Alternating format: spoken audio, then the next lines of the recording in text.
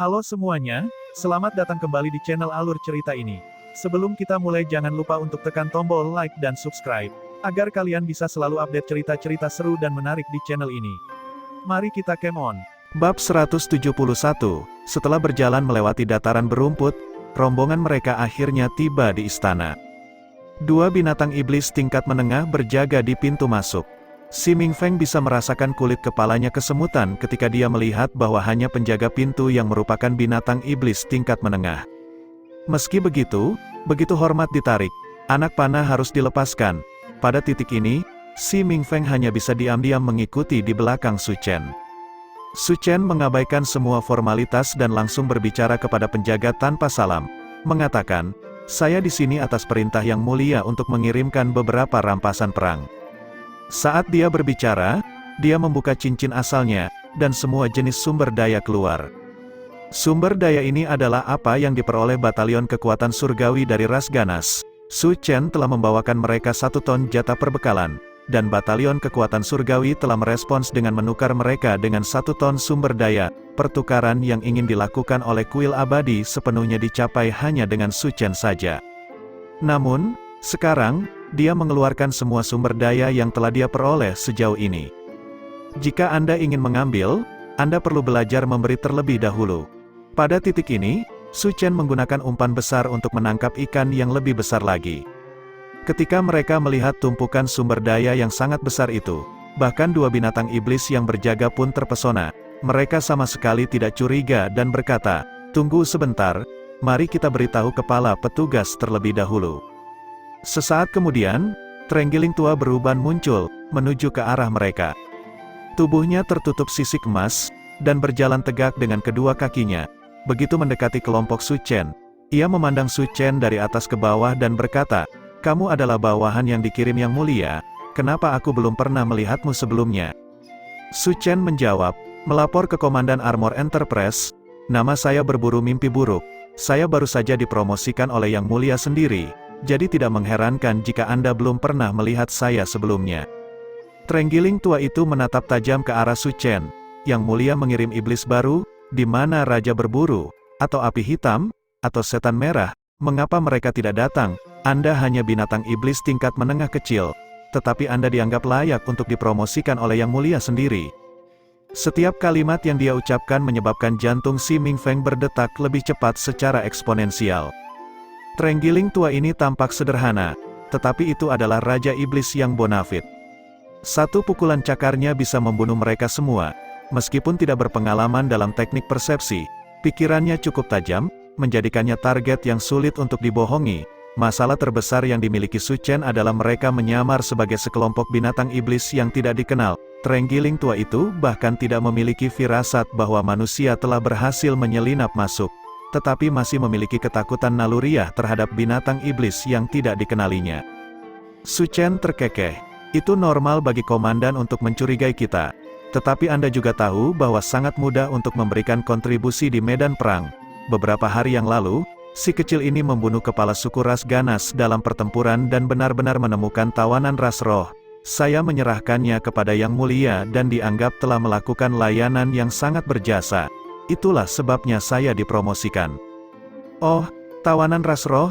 Mengapa ras ganas memiliki tawanan ras roh?" Ketertarikan Trenggiling tua terusik. Su Chen mulai menjelaskan apa yang terjadi padanya di kota Aurora. Semua yang dia katakan itu nyata, tapi dia mengganti serangan ras manusia dengan serangan ras binatang.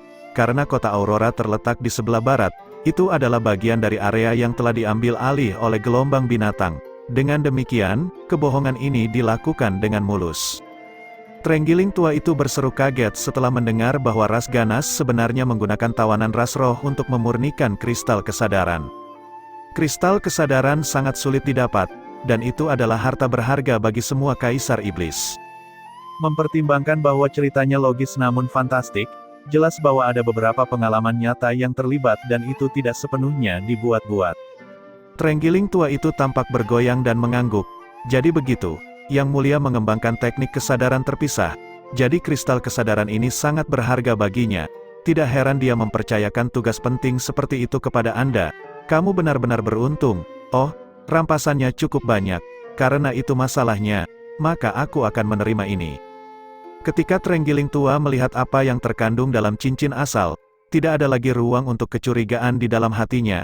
Akan sulit bagi seseorang dengan niat jahat untuk menawarkan begitu banyak sumber daya. Dengan kata lain, siapapun yang memiliki niat jahat dan latar belakang yang kuat tidak perlu mengambil risiko seperti itu untuk memasuki istana Kaisar Iblis. Trenggiling tua itu tidak bodoh, dan pemikirannya sangat masuk akal. Namun, karena ini, ia jatuh tepat ke dalam perangkap Su Chen. "Ya Tuan." Su Chen menyerahkan cincin asal kepada Trenggiling tua, lalu berkata, "Komandan, masih ada beberapa sumber daya lagi yang harus saya bawa. Saya tidak bisa memasukkannya ke dalam Origin Ring." "Oh, apakah itu?" Su Chen mengeluarkan sebuah barang. Itu adalah bulu hitam keunguan yang naik turun dalam cairan aneh seperti air raksa. Ketika Trenggiling tua melihat benda ini, matanya hampir keluar dari rongganya. Bulu yang membelah langit dan perak muda yang mengalir. Apa yang sedang terjadi? Bukankah ini bulu Raja Gagak pembelah langit dan harta rahasia Raja Iblis tanpa tulang? Raja Gagak pembelah langit adalah Raja Iblis yang terkenal, terutama karena teknik spasialnya. Teknik-teknik ini memungkinkannya datang dan pergi tanpa meninggalkan jejak dengan menyelinap masuk dan keluar dari lubang spasial. Raja Gagak pembelah langit berganti kulit setiap 100 tahun sekali dan akan meninggalkan satu bulu kehidupan setiap kali berganti kulit. Itu memungkinkan pengguna untuk mendapatkan sebagian dari kekuatan spasial Raja Gagak Skyrending. Bahkan bisa dikatakan bahwa bulu ini adalah salah satu barang paling berharga yang dimiliki oleh Raja Gagak pembelah langit. Karena itu, binatang iblis seringkali ingin mendapatkan bulu kehidupan Raja Gagak pembelah langit. Namun, karena bulu itu terkait dengan kekuatan Raven King, tidak mungkin ia menyerahkannya dengan mudah. Dengan demikian, bulu-bulu ini selalu disembunyikan dan dirahasiakan. Kaisar Iblis Scarlet Heart telah bernafsu pada bulu Raven King untuk waktu yang lama. Tetapi Raven King sangat berhati-hati dan tidak memberikan kesempatan apapun kepada Scarlet Heart. Tanpa diduga, Su Chen membawanya ke sini. Su Chen bisa mendapatkannya karena pengalamannya sebelumnya. Raven King telah dipanggil untuk gelombang binatang ini terutama agar, setelah Raja Gagak mati dalam pertempuran, Scarlet Heart dapat memperoleh harta ini untuk dirinya sendiri. Namun, Raja Gagak secara alami membuat pengaturan yang bijaksana. Ia telah membawa sehelai bulu, menyembunyikan sehelai bulu di sarang lamanya, dan menumbuhkan sehelai bulu lagi di tubuhnya. Ketiga bulu ini terhubung dan dapat diangkut bolak-balik melalui kehampaan hanya dengan sebuah pikiran. Tanpa diduga, bahkan sebelum Scarlet Heart bisa menyerang, Su Chen telah menjarah sarang Raja Gagak di bawah arahan boneka kertas putih itu. Dia bisa menyelinap masuk hanya dengan mengubah dan dengan mudah menyambar bulu kehidupan. Ini meningkatkan kekuatan teleportasi White Tower-nya 2 tingkat. Dan dia bisa datang dan pergi dalam sekejap tanpa jejak. Dia juga bisa menyembunyikan dirinya dan masuk dan keluar dari kehampaan sekarang. Dan badan 10.000 pasukannya tidak dapat menemukannya karena teknik barunya ini. Flowing Light Silver memiliki efek sebaliknya, itu menyegel objek spasial. Tanpa Flowing Light Silver ini, bulu kehidupan mungkin sudah terbang dengan sendirinya dan kembali ke tubuh utama Raven King. Karena itu adalah harta spasial, itu tidak dapat disimpan di dalam cincin asal. Jika seseorang mencobanya, energi spasial dari bulu itu akan menyebabkan ruang penyimpanan kosong runtuh, dan cincin asal akan langsung hancur. Trenggiling tua itu sangat terkejut ketika melihat Su Chen mengeluarkan barang ini. Apakah Yang Mulia akhirnya bergerak melawan Raja Gagak? Sepertinya Raja Iblis tanpa tulang juga tidak berhasil melarikan diri. Tidak? Bagaimana bisa Yang Mulia melakukan hal seperti itu? Pasti serangan balik ras ganas sangat luar biasa dan kedua Raja Iblis itu cukup sial untuk kalah dalam pertempuran. Dia secara otomatis mengisi kekosongan dalam penalaran, jadi Su Chen sendiri bahkan tidak perlu menjelaskan apapun. Saat Trenggiling tua hendak meraih harta karun itu, Su Chen berkata, "Komandan, harap berhati-hati, kekuatan kehampaan yang terkandung dalam bulu ini telah disegel, dan celah kehampaan dapat meledak kapan saja.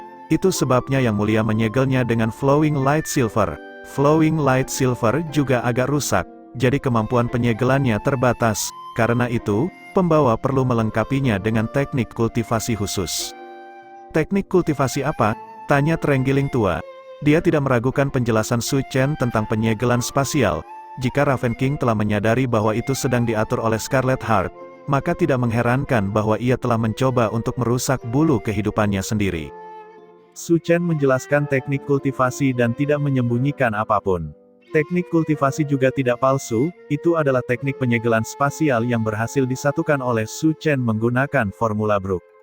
Itu tidak terlalu praktis karena memiliki banyak detail yang bagus dan sulit untuk dikembangkan.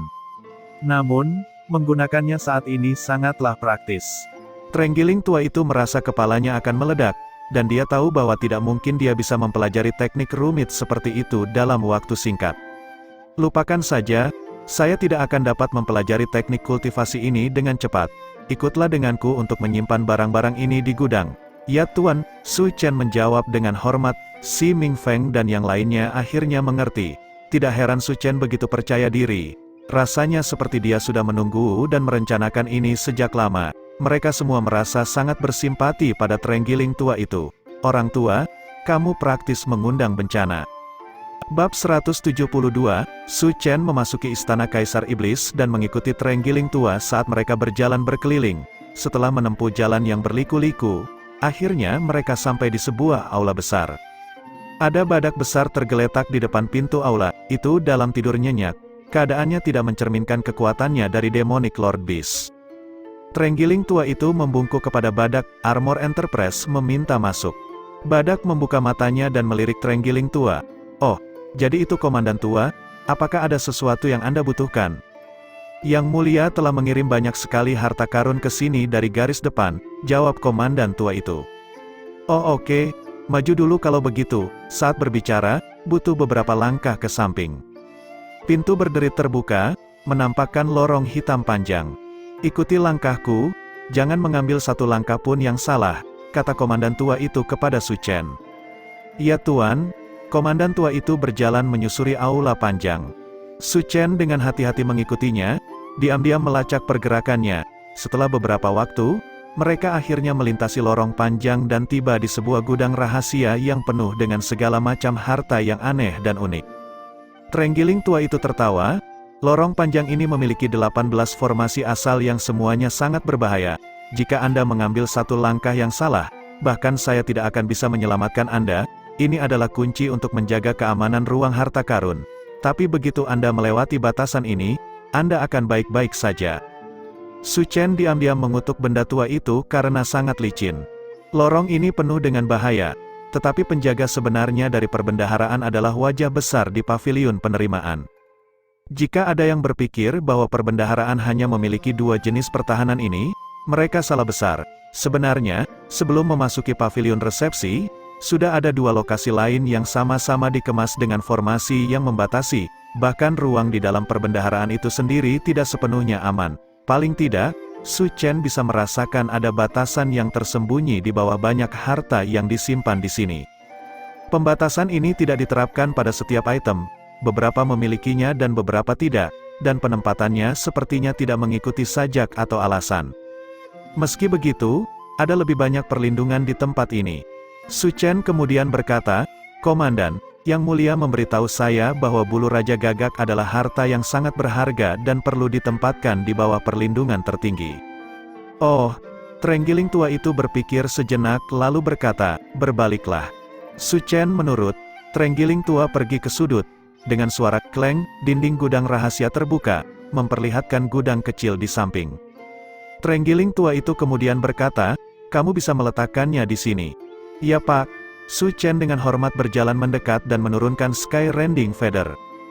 Dia tidak segera pergi setelah meletakkannya. Sebagai gantinya, dia mulai melantunkan mantra, menyebabkan perak cahaya mengalir mulai bersinar dan memudar. Trenggiling tua itu bertanya dengan rasa ingin tahu, apa yang kamu lakukan? Meskipun dia adalah Demonic Lord Beast, dia telah dipromosikan oleh Kaisar Iblis dan telah melayani Yang Mulia seumur hidupnya. Dia bukannya tidak cerdas, tetapi dia tidak memiliki pengalaman duniawi. Pengalaman hidupnya terdiri dari mengelola urusan rumah tangga dan menghadapi segala macam situasi yang berbeda. Dia benar-benar pemula dalam hal teknik spasial yang mendalam. Su Chen dengan tulus menjawab, perak cahaya mengalir memiliki kemampuan untuk menyegel celah kosong, jadi ini sangat berguna di garis depan. Yang Mulia ingin saya membawa sisanya kembali kepadanya. Lalu bagaimana dengan bulu pembelah langit? Tanya komandan tua itu. Aku akan meninggalkan sejumlah kecil yang seharusnya cukup untuk menutupi bulunya. selama Anda tidak menyentuhnya selama periode waktu ini, itu akan baik-baik saja, Yang Mulia akan menanganinya begitu dia kembali, jawab Su Chen. Jadi begitu, komandan tua itu mengerti dan tidak mendesak lebih jauh. Su Chen terus melantunkan, mengambil mayoritas perak cahaya mengalir. Hanya lapisan permukaan kecil yang tersisa menutupi bulu. Su Chen menambahkan beberapa tato yang menstabilkan, lalu menghela nafas lega dan berkata, sudah selesai. Setelah melakukan ini, Su Chen meninggalkan gudang bersama komandan tua dengan tertib, berhati-hati agar tidak salah langkah. Setelah meninggalkan gudang, komandan tua berkata kepada Su Chen, berburu mimpi buruk, kamu telah melakukan perjalanan panjang ke sini, dan kamu juga bertanggung jawab untuk menjaga harta karun ini. Upaya Anda tidak luput dari perhatian. Mengapa tidak tinggal di sini selama beberapa hari sebelum berangkat? Su Chen berkata dengan wajah lurus, Yang Mulia masih menungguku untuk mengembalikan perak cahaya yang mengalir kepadanya. Saya tidak berani berlama-lama.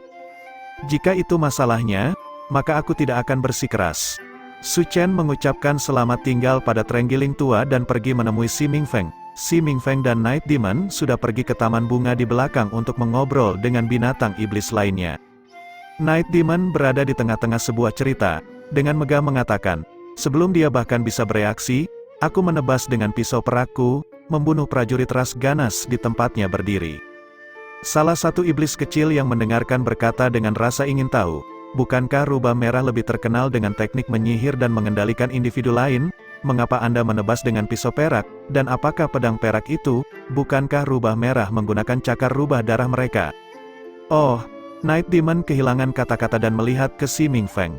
Si Mingfeng buru-buru berkata, meskipun rubah merah ahli dalam teknik menyihir, itu hanya berguna dalam formasi pertempuran, bukan saat pedang dan bila terbang kemana-mana dan tidak ada kesempatan untuk menyihir siapapun. Lagi pula, bahkan jika Anda menyihir satu, orang lain dari samping akan berlari dan meretas Anda. Itu sebabnya rubah merah juga sering mengandalkan pertarungan jarak dekat. Adapun pedang peraknya, itu jelas pedang milik ras ganas. Oh, jadi begitu, semua orang tercerahkan. Ya, begitulah adanya. Night Demon bertepuk tangan dan berkata, setelah saya menikam prajurit ras ganas itu sampai mati, 3 tentara ras ganas lainnya mendatangi saya pada saat yang sama. Tapi binatang seperti apa rubah merah itu? Saya bisa membunuh mereka semua dalam satu posisi pedang Horizon Illusory Moon. Pedang Horizon Illusory Moon? Teknik pedang macam apa itu? Kedengarannya seperti teknik pedang manusia. Mengapa rubah merah tahu teknik pedang manusia? Binatang iblis sekali lagi mulai berdiskusi di antara mereka sendiri. Ini, Night Demon tak berdaya menatap Si Mingfeng lagi. Si Mingfeng menghela nafas. Kalian semua tahu bahwa rubah berspesialisasi dalam teknik pesona. Teknik pesona ini bekerja pada ras ganas, tetapi juga bekerja pada manusia. Itu bisa digunakan untuk memperbudak, tetapi juga bisa digunakan untuk belajar. Rubah merah cukup pintar, suatu kali, ia berhasil menyihir manusia dan mempelajari beberapa jurus dari manusia itu. Oh, jadi begitu, semua iblis mengangguk lagi. Night Demon melanjutkan, kami membantai mereka, tidak sedikit karena upaya heroik saya, itu sebabnya kami dikirim ke sini bersama Su Chen oleh Yang Mulia untuk misi ini. Siapa Su Chen? Salah satu binatang iblis bertanya dengan rasa ingin tahu. Ah, Night Demon tertegun. Apakah aku mengatakan Su Chen? Semua binatang iblis mengangguk. Kalian semua pasti salah dengar, kan? Semua binatang iblis menggelengkan kepala mereka. Night Demon menoleh untuk melihat Si Mingfeng lagi. Si Mingfeng menghela nafas. Ini bukan Su Chen. Itu Su Cheng. Baru setelah tiba di wilayah ras ganas, dia menyadari bahwa Su Cheng berarti menyerah. Bagaimana mungkin ras binatang menyerah? Itu sebabnya Su Cheng mengubah namanya menjadi Hunting Nigma. Artinya dia memburu target mimpi buruk ini. Kami adalah teman lama Hunting Nigma. Itulah sebabnya kami memanggilnya dengan nama aslinya. Night Demon menghela nafas lega. Ya, itulah yang saya maksud, si tua. Si Mingfeng terbatuk keras. Night Demon buru-buru melanjutkan. Sebenarnya aku juga ingin mengatakan itu sebelumnya, tapi Dark Hammer berhasil menjelaskannya sebelum aku punya kesempatan. Si Mingfeng menatapnya dan merasa ingin menangis tetapi tidak ada air mata yang keluar. Nona, bisakah kau berhenti bicara? Syukurlah, Su Chen kembali saat ini. Sepertinya kalian rukun. Si Mingfeng sangat senang melihat Su Chen dan bergegas menghampirinya. syukurlah kau kembali. Apa, dia membuat dirinya dalam masalah lagi? Su Chen bertanya. Si Ming Feng hendak menangis. Tolong, katakan padanya untuk menutup mulutnya. Kalau tidak, kita bahkan tidak akan bisa berpikir untuk pergi dari sini hidup-hidup lagi. Dia bahkan belum menyelesaikan kalimatnya ketika dia mendengar Night Demon berteriak dari jauh, Su Chen, kamu akhirnya kembali. Su Chen merasa penglihatannya menjadi gelap. Ini Su Chen, bisakah kamu sedikit lebih jelas dengan pelafalanmu? Si Ming Feng balas berteriak dengan tidak senang. Juga, Tuan Su Chen telah mengubah namanya menjadi Hunting Nihmah. Jangan gunakan nama menyerah itu lagi. Dia berbalik untuk melirik Su Chen. Sekarang apakah kamu mengerti? Su Chen menatap si Ming Feng dengan kaget sebelum memberinya acungan jempol. Kamu adalah sesuatu yang lain. Bab 173, kelompok Su Chen meninggalkan istana dengan tergesa-gesa dan langsung menuju ke hutan terdekat. Baru setelah istana tidak terlihat lagi, mereka menghela napas lega. Hesu menjatuhkan dirinya ke tanah. Itu membuatku takut setengah mati. Su Chen, mari kita semua setuju untuk tidak membiarkan Night Demon berpartisipasi lain kali saat kita melakukan misi penyusupan. Oke, dia tidak cocok untuk pekerjaan ini. Su Chen diingatkan tentang apa yang baru saja terjadi dan mengangguk. Kamu benar, dia tidak cocok untuk itu. Night Demon cemberut, maaf, aku terlalu bersemangat di sana sebentar. Si Ming Feng menyeka keringat di dahinya. Sesaat, maksudmu sepanjang waktu.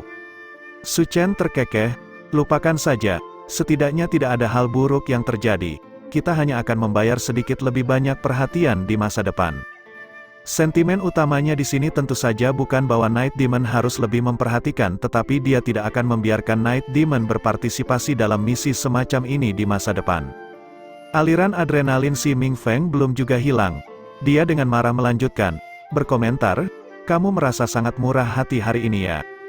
Su Chen berkata, baik, aku akan menebusnya untukmu dengan memberimu beberapa item lagi dari perbendaharaan Scarlet Heart. Apakah itu akan berhasil untukmu? Telinga si Ming Feng langsung bersemangat. Kamu yang menawarkan, bukan aku meminta. Su Chen mengangguk. Setiap orang mendapat 3 item dari perbendaharaan luar, dan Anda mendapat 6. Bagaimana menurutmu? Bagus, si Ming Feng menepuk pahanya dengan gembira. Su Chen yang melakukan semua perencanaan dan pelaksanaan. Orang lain hanya ikut. Jadi si Ming Feng sudah sangat puas bahwa dia bahkan mendapatkan potongan ekstra. Kapan kita akan bergerak kalau begitu? Hesu bertanya dengan penuh semangat. Sekarang, Su Chen telah membuat rencana yang tepat, dan mereka telah menjalankannya segera setelah mereka keluar dari istana. Dia mengeluarkan disformasi asal dari pakaiannya. Disformasi asal ini adalah formasi asal tipe spasial, dan memungkinkan seseorang untuk menjalani teleportasi jarak kecil. Namun, pengguna pertama-tama harus menetapkan titik jangkar. Su Chen telah menyiapkan sejumlah teknik berbeda untuk digunakan saat menyusup ke wilayah ras ganas, dan ini adalah salah satunya. Namun, istana kaisar sangat dibatasi, dan ada formasi yang mengunci ruang di dalamnya. Mencoba memasuki kastil seperti itu hanya dengan disformasi asal yang sangat sedikit ini adalah hal yang menggelikan. Dalam keadaan normal, ini sama sekali tidak mungkin. Namun, itu hanya akan benar jika Su Chen tidak menempatkan bulu pembelah langit di dalam gudang. Bulu pembelah langit adalah objek spasial ajaib yang memiliki kemampuan untuk memandu dan menyalurkan teknik transportasi spasial. Bahkan Kaisar Scarlet Heart sangat menghargai bulu itu, menunjukkan betapa kuatnya bulu itu. Dengan bulu itu di dalam kastil, menembus batasan spasial kastil tidak akan terlalu sulit.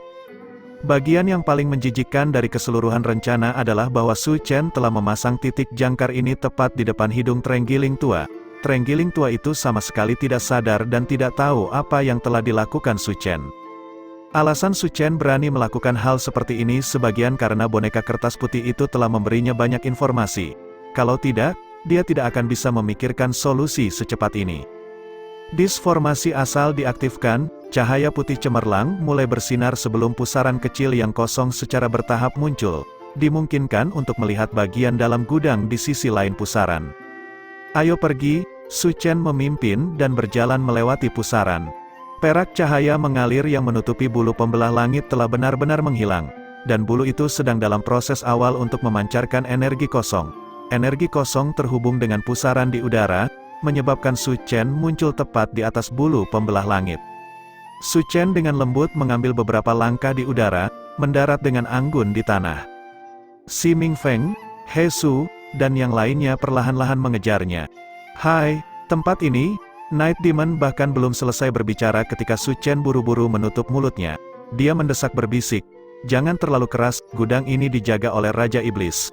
Meskipun saya telah menyiapkan formasi asal isolasi, jika kita membuat terlalu banyak keributan, itu masih akan diperhatikan.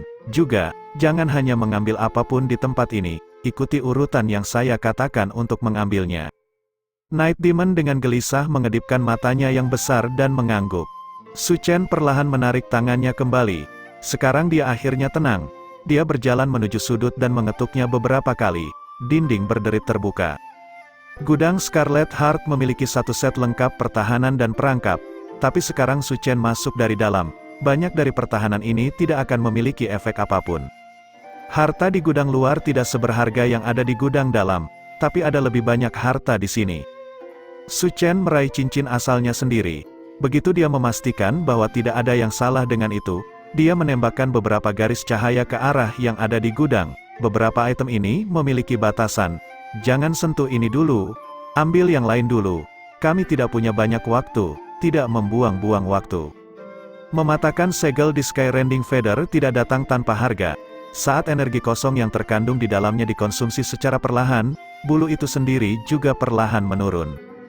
Tidak banyak waktu, mereka tidak membuang waktu berbicara dan segera mulai menjarah gudang Kaisar Iblis. Su Chen berbalik dan menuju perbendaharaan batin. Dibandingkan dengan perbendaharaan luar, ada lebih sedikit harta di sini. Terlepas dari bulu pembelah langit, totalnya hanya ada 6, tetapi masing-masing dari mereka sangat langka. Yang pertama adalah jam pasir kristal yang berkilauan dan bersinar dengan cahaya yang dalam. Jam pasir terbuat dari bahan yang tidak diketahui.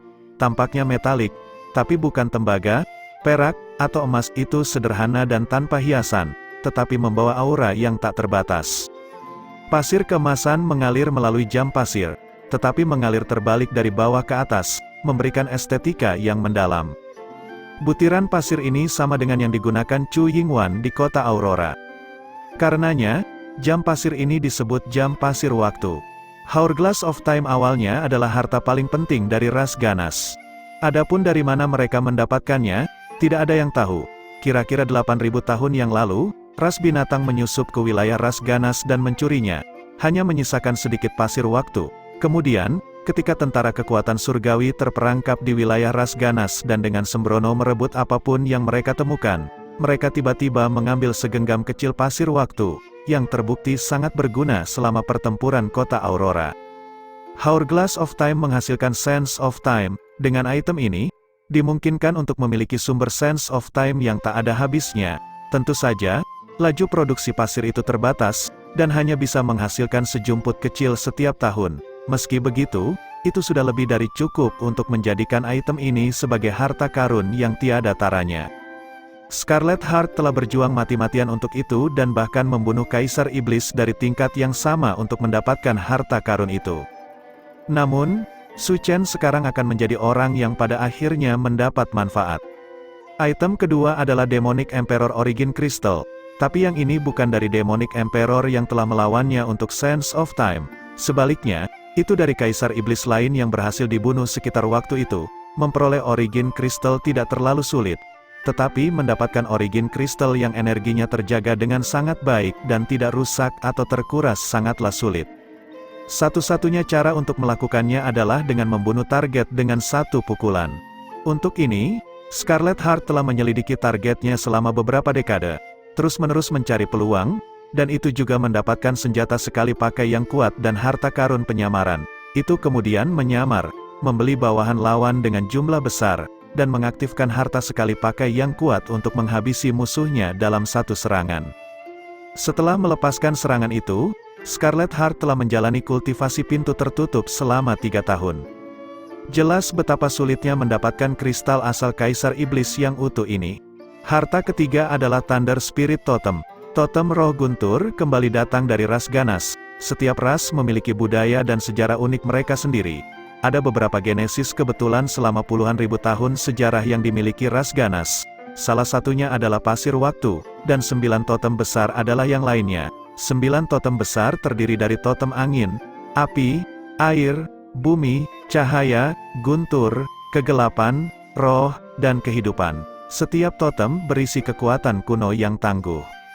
Sistem kultivasi totemik ras ganas sebenarnya telah berevolusi dari 9 totem besar sebagai template. Namun, seiring berjalannya waktu dan ras ganas terus bertarung dengan ras binatang berulang kali, mereka menderita kerugian yang luar biasa bahkan saat mereka memperoleh keuntungan. 9 totem besar adalah salah satu kerugian yang diderita. Rupanya, sekarang hanya ada 3 totem yang tersisa dalam kepemilikan ras ganas, 6 lainnya telah tersebar di seluruh negeri. Totem roh guntur ini, yang mewakili kekuatan guntur, telah mendarat di tangan Scarlet Heart. Sebagai kepala daerah perbatasan, Scarlet Heart memiliki banyak harta dari ras ganas. Salah satu hiburan favoritnya adalah menyerbu perbatasan. Jika bukan karena ras binatang juga perlu bereproduksi, perbatasan tidak akan pernah damai. Scarlet Heart bahkan baik-baik saja jika gelombang binatang kecil dimulai setiap 3 hari dan yang besar setiap 5 hari. Item keempat adalah rumput sumber sungai. Ini mungkin satu-satunya harta berharga di antara 6 harta karun besar yang dimiliki Scarlet Heart yang sebenarnya berasal dari wilayah ras binatang. Rumput sumber sungai tumbuh di pegunungan penembus langit ras binatang. Dibandingkan dengan harta karun lainnya, yang satu ini tidak terlalu berguna dalam pertempuran, tetapi nilai praktisnya tidak berkurang sedikitpun. Itu karena kegunaan utamanya adalah untuk meningkatkan kesuburan tanah di dekatnya. Rumput sumber sungai tumbuh di hulu sungai di gunung. Rupanya, dimanapun rumput sumber sungai ditanam, bahkan di daerah terpencil, itu bisa menciptakan mata air dalam setahun dan menyebabkan sekitarnya berkembang indah dalam 10 tahun. Jika ditanam di tempat yang sumber dayanya sudah melimpah, itu akan semakin memahat lingkungan untuk meningkatkan kualitas energi asal yang diproduksi di sana. Itu benar-benar rumput yang ajaib. Dalam istilah yang lebih sederhana, harta ini memiliki afinitas yang sangat tinggi untuk energi asal, meskipun itu tidak bisa dibandingkan dengan legenda tentang satu tetesan yang menyebabkan kehidupan berkembang. Itu adalah sumber daya yang sangat berharga. Namun, rumput sumber sungai ini tidak dapat digunakan sesuka hati. Seringkali, itu perlu ditempatkan di lingkungan yang kaya akan energi asal untuk pulih. Saat ini, rumput ini telah ditanam di beberapa tanah tanpa batas. Jika rumput sumber sungai adalah harta tingkat kaisar, maka kotoran tanpa batas ini setidaknya adalah harta tingkat raja. Sudah jelas betapa pentingnya Scarlet Heart menempatkan batang rumput ini. Tentu saja, kotoran tanpa batas bukanlah salah satu dari 6 harta karun besar yang ada di gudang. Itu seperti perak cahaya mengalir yang telah dibenamkan oleh bulu pembelah langit. Pada titik ini, itu hanyalah pembawa. Harta kelima adalah patung batu angsa putih bernyanyi ke langit. Namun, angsa putih ini tidak diukir oleh seorang skulptor, sebaliknya, itu secara alami dibentuk oleh alam. Sebenarnya, angsa putih ini adalah makhluk hidup yang aneh. Setiap tahun, itu akan terbangun sekali. Jika ditempatkan di air selama ini, itu akan menyedot air dan kemudian bernyanyi ke langit.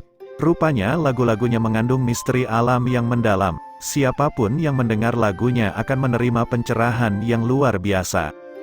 Dengan kata lain, itu dapat meningkatkan basis kultivasi, temperamen, kekuatan, persepsi, dan kesadaran pendengar. Efek pastinya tergantung pada siapa yang mendengarkan. Akibatnya, pahatan batu ini dikenal sebagai batu nyanyian kebenaran surgawi. The Heavenly Truth Songstone tampaknya merupakan dasar dari pencapaian Scarlet Heart, dan alasan utama mengapa ia bisa naik ke Demonic Emperor rank. Pada saat Scarlet Heart telah mencapai alam Kaisar Iblis, itu telah menggunakan batu nyanyian terlalu banyak, sehingga efek batu nyanyian terhadapnya cukup kecil. Meski begitu, itu tidak menukar batu nyanyian untuk harta lain tetapi malah menyimpannya di sini untuk dijadikan kenang-kenangan. Item terakhir adalah botol kristal yang berkilau. Saat melihat melalui permukaan kaca botol, ternyata mengandung darah. Darah binatang buas, Kaisar Iblis berada di puncak dunia binatang iblis. Tapi itu bukan puncak di mata mereka. Tidak peduli seberapa tinggi puncak yang Anda pijak, akan selalu ada langit di atas Anda saat Anda melihat ke atas. Dalam keadaan seperti ini, jika Anda ingin mengambil langkah maju, Anda harus melihat dan mengamati keberadaan itu bahkan lebih kuat dari diri Anda sendiri. Itulah mengapa Scarlet Heart bekerja sangat keras untuk mendapatkan vial darah Desolate Beast ini. Untuk ini, Ia telah mengorganisir 128 pembantaian, 31 plot dan skema berbeda, dan merenggut nyawa jutaan orang, kawan atau bukan.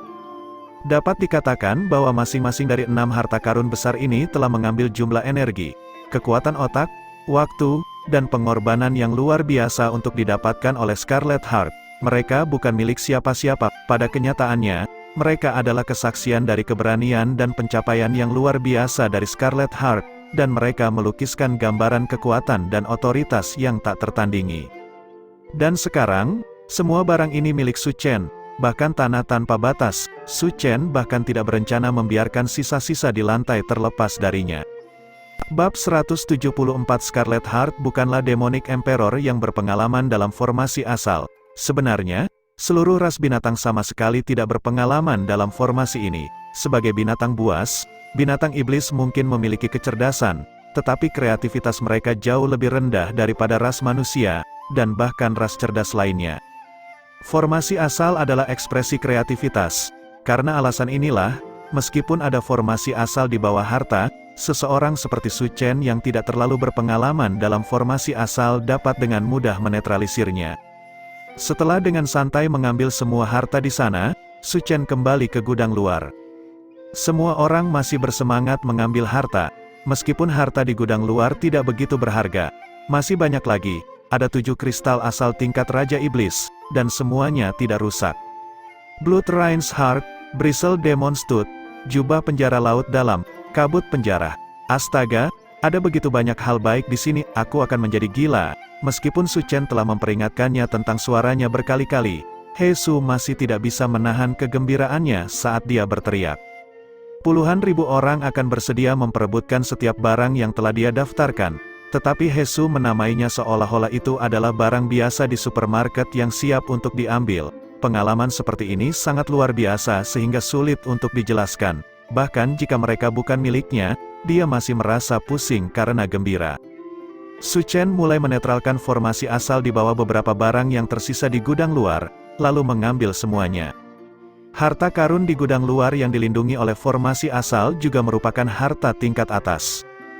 Battle Intense Spirit, Terror Nigma, Amethyst Fragrance Grass, Nigma Bone, Del, semua item ini dan lebih banyak lagi diambil oleh Su Chen dan dimasukkan ke dalam kantongnya.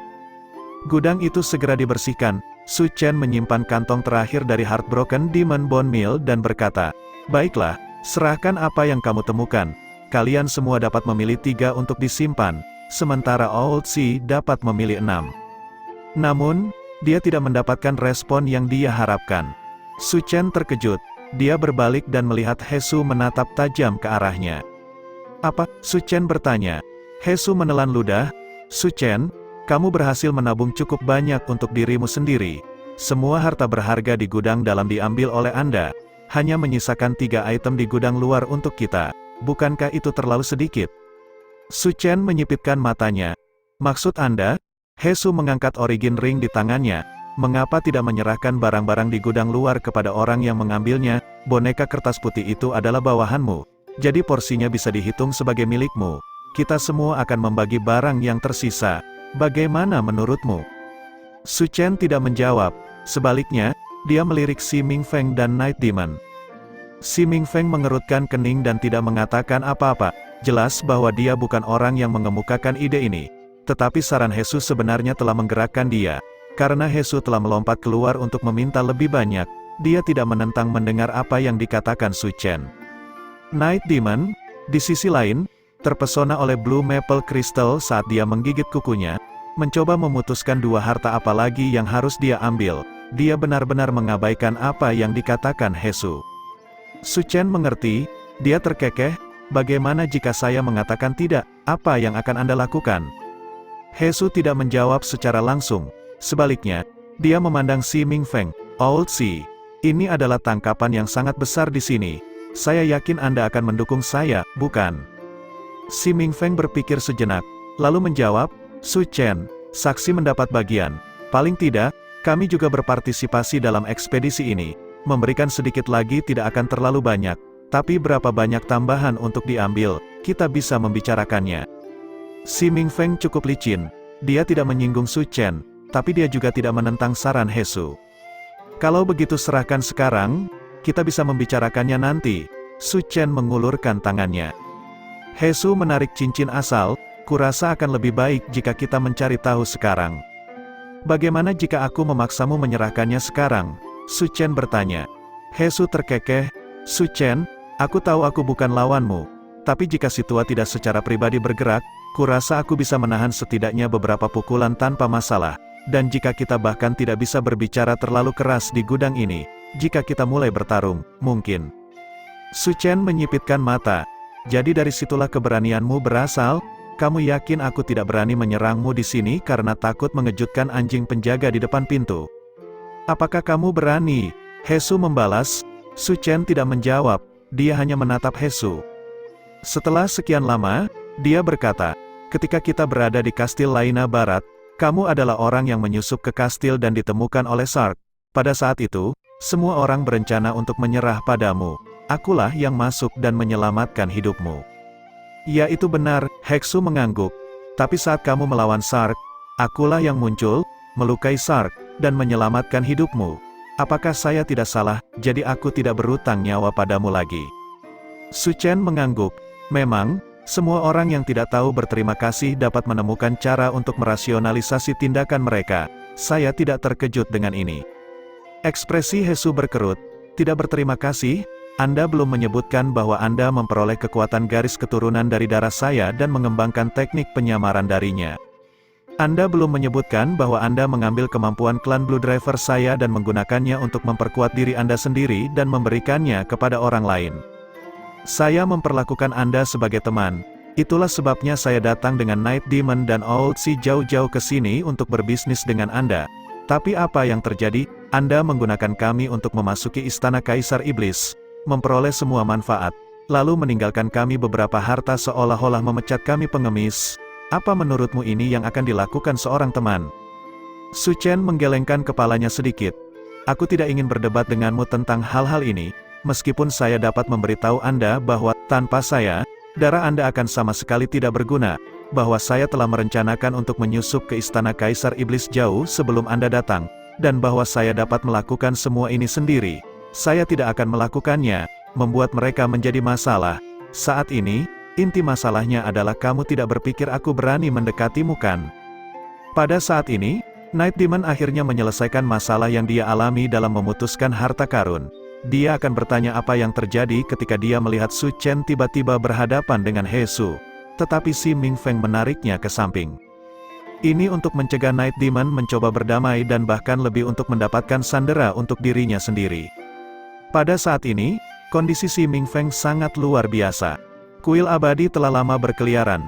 Pada titik ini, tidak ada yang namanya orang baik atau jahat, hanya apakah mereka memilih keuntungan atau tidak. Bagi si Ming Feng, Su Chen adalah investasi dengan potensi luar biasa dan, pada tingkat tertentu, seorang teman yang sangat akrab dengannya. Namun, itu semua bukan apa-apa di hadapan harta karun dari perbendaharaan Kaisar Iblis. Karena itu, jika keadaan mengizinkannya, dia tidak menentang untuk menjadi bermusuhan. Ada banyak contoh hal-hal seperti ini terjadi. Tidak ada alasan jika itu bisa terjadi pada orang lain, itu tidak bisa terjadi pada Su Chen. Namun, ini hanya dapat dilakukan jika Anda memiliki kendali atas situasi tersebut. Si Ming Feng mengerti karakter seperti apa Su Chen, jadi dia tidak akan begitu cepat berubah menjadi bermusuhan. Bahkan jika dia adalah alam gemetar cahaya, lupakan Su Chen, bahkan boneka kertas putih miliknya itu tidak mudah ditangani. Karena He Su bersedia melompat keluar, itu lebih baik, yang perlu dia lakukan hanyalah memegang Night Demon dengan hati-hati. Dengan begitu, tidak peduli siapa yang menang atau kalah, manfaat yang seharusnya menjadi miliknya tidak akan hilang. Ya, rencana si Ming Feng adalah menahan Night Demon dengan kuat di tempatnya dan melihat bagaimana situasinya terungkap. Tidak ada yang namanya kesetiaan kepada teman di sini. Yang dilakukan si Ming Feng hanyalah menimbang pilihannya dan seberapa besar kendali yang dimiliki salah satu pihak.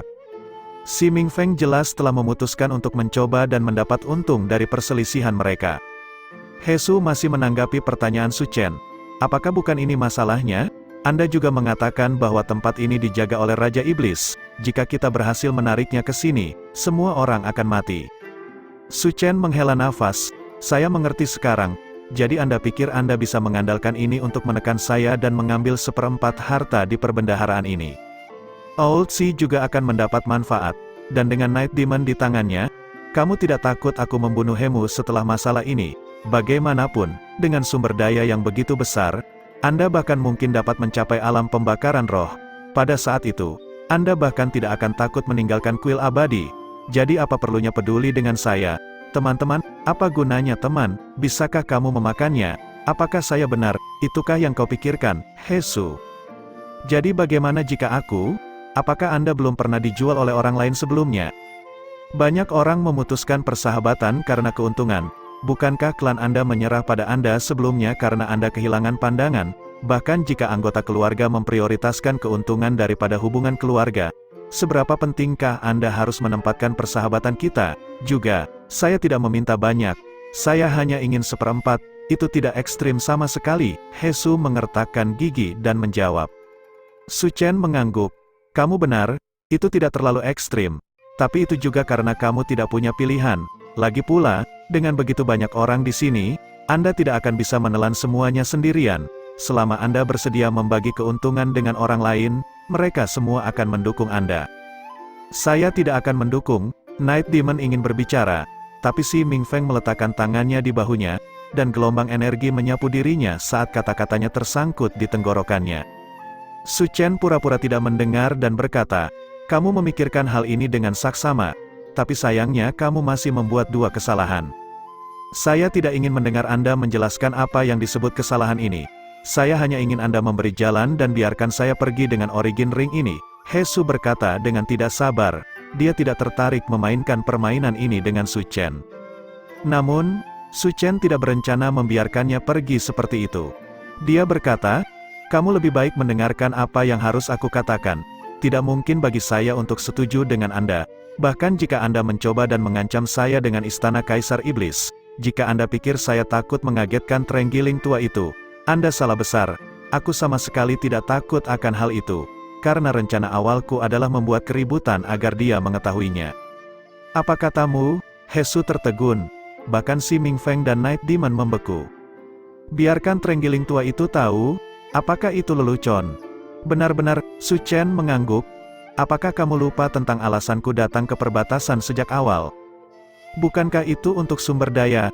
Hesu bertanya, bingung. Ekspresi simpatik muncul di mata Su Chen. Mengambil sumber daya hanyalah sarana, memperluas pengaruh gelombang binatang adalah akhirnya. Ekspresi si Ming Feng berubah drastis saat mendengar ini. Dia segera menyadari bahwa Su Chen tidak bercanda. Mengapa Su Chen datang ke wilayah ras binatang? Sebenarnya, dia telah memberitahu si Ming Feng dan Hesu sebelumnya, tetapi tidak satu pun dari mereka yang menganggapnya serius. Namun, Su Chen sangat jelas tentang motifnya sendiri. Sejak awal, tujuannya adalah untuk meningkatkan intensitas gelombang binatang. Bagaimana dia mengintensifkan gelombang binatang? Dengan memprovokasi mereka dan membuat mereka marah. Mencuri sumber daya mereka adalah untuk tujuan yang jelas ini, dari awal hingga akhir. Ini hanyalah alat untuk mencapai tujuan, dan harta yang dia kumpulkan hanyalah produk sampingan dari tujuan ini, bukan tujuan utamanya. Merampok istana Kaisar Iblis adalah untuk tujuan ini juga, di mana seluruh rencana Su Chen berpusat. Jika Scarlet Heart, yang saat ini berada jauh di dalam wilayah ras ganas, mengetahui bahwa sarangnya telah digerebek dan harta yang telah dia dapatkan selama ratusan tahun telah direnggut, apa yang akan dia pikirkan? Seberapa marahnya itu? Tanpa pertanyaan, gelombang binatang akan meningkat berkali-kali lipat, terlepas dari apakah itu untuk melampiaskan atau mengembalikan beberapa kerugian yang telah dideritanya. Scarlet Heart tidak akan pernah membiarkan gelombang binatang buas ini berakhir dengan mudah. Dengan cara ini, tekanan pada ras ganas akan berlipat ganda, dan tekanan pada batalion kekuatan surgawi akan berkurang. Jika dia ingin melakukan itu, Su Chen tidak mungkin berencana menjarah tempat ini secara diam-diam. Trenggiling tua tidak akan memasuki gudang tanpa alasan yang bagus. Secara teori, selama tidak ada harta tambahan yang ditempatkan di dalam, mungkin saja situasi di perbendaharaan tidak akan ditemukan sampai berbulan-bulan kemudian. Bukan itu yang diinginkan Su Chen. Karena itu, dia pasti berencana membuat keributan yang nyata. Hesu menggunakan ini untuk mengancamnya, pada dasarnya meminta untuk mati. Kesalahanmu yang kedua adalah, Sebenarnya, dengan kekuatanmu saat ini, kamu mungkin tidak dapat menahan satu pukulan pun dariku. Su Chen mengatakan yang kedua lalu suara mendesing, dia menyerang dengan pedangnya. Bab 175, bilahnya mulai bersinar saat bintik cahaya bintang muncul di permukaannya. Ini adalah manifestasi dari energi asal yang telah terkonsentrasi hingga batas terbesarnya. Fragmen yang berkelap-kelip meledak dengan kekuatan yang mencengangkan, menyebabkan sinar cahaya bintang bersinar menyilaukan. Cahaya bintang berkumpul menjadi aliran yang mengalir menuju dahi Hesu. Mata Hesu membesar karena ketakutan yang luar biasa. Jangan teriak, si Ming Feng, dia hanya punya waktu untuk berteriak sebelum kepala dikirim terbang di udara. Serangan pedang tunggal, dia berhasil memenggal kepala Hesu dengan satu serangan pedang.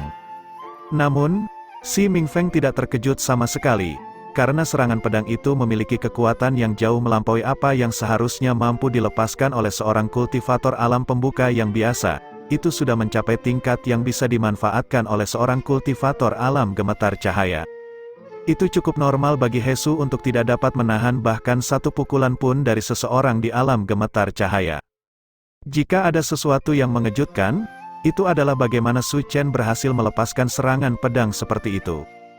Tapi si Ming Feng bahkan tidak terlalu terkejut, mengingat Su Chen adalah orang yang memegang pedang itu, dia sudah berhasil melakukan keajaiban yang tak terhitung jumlahnya, melakukan lagi benar-benar tidak ajaib, bukan?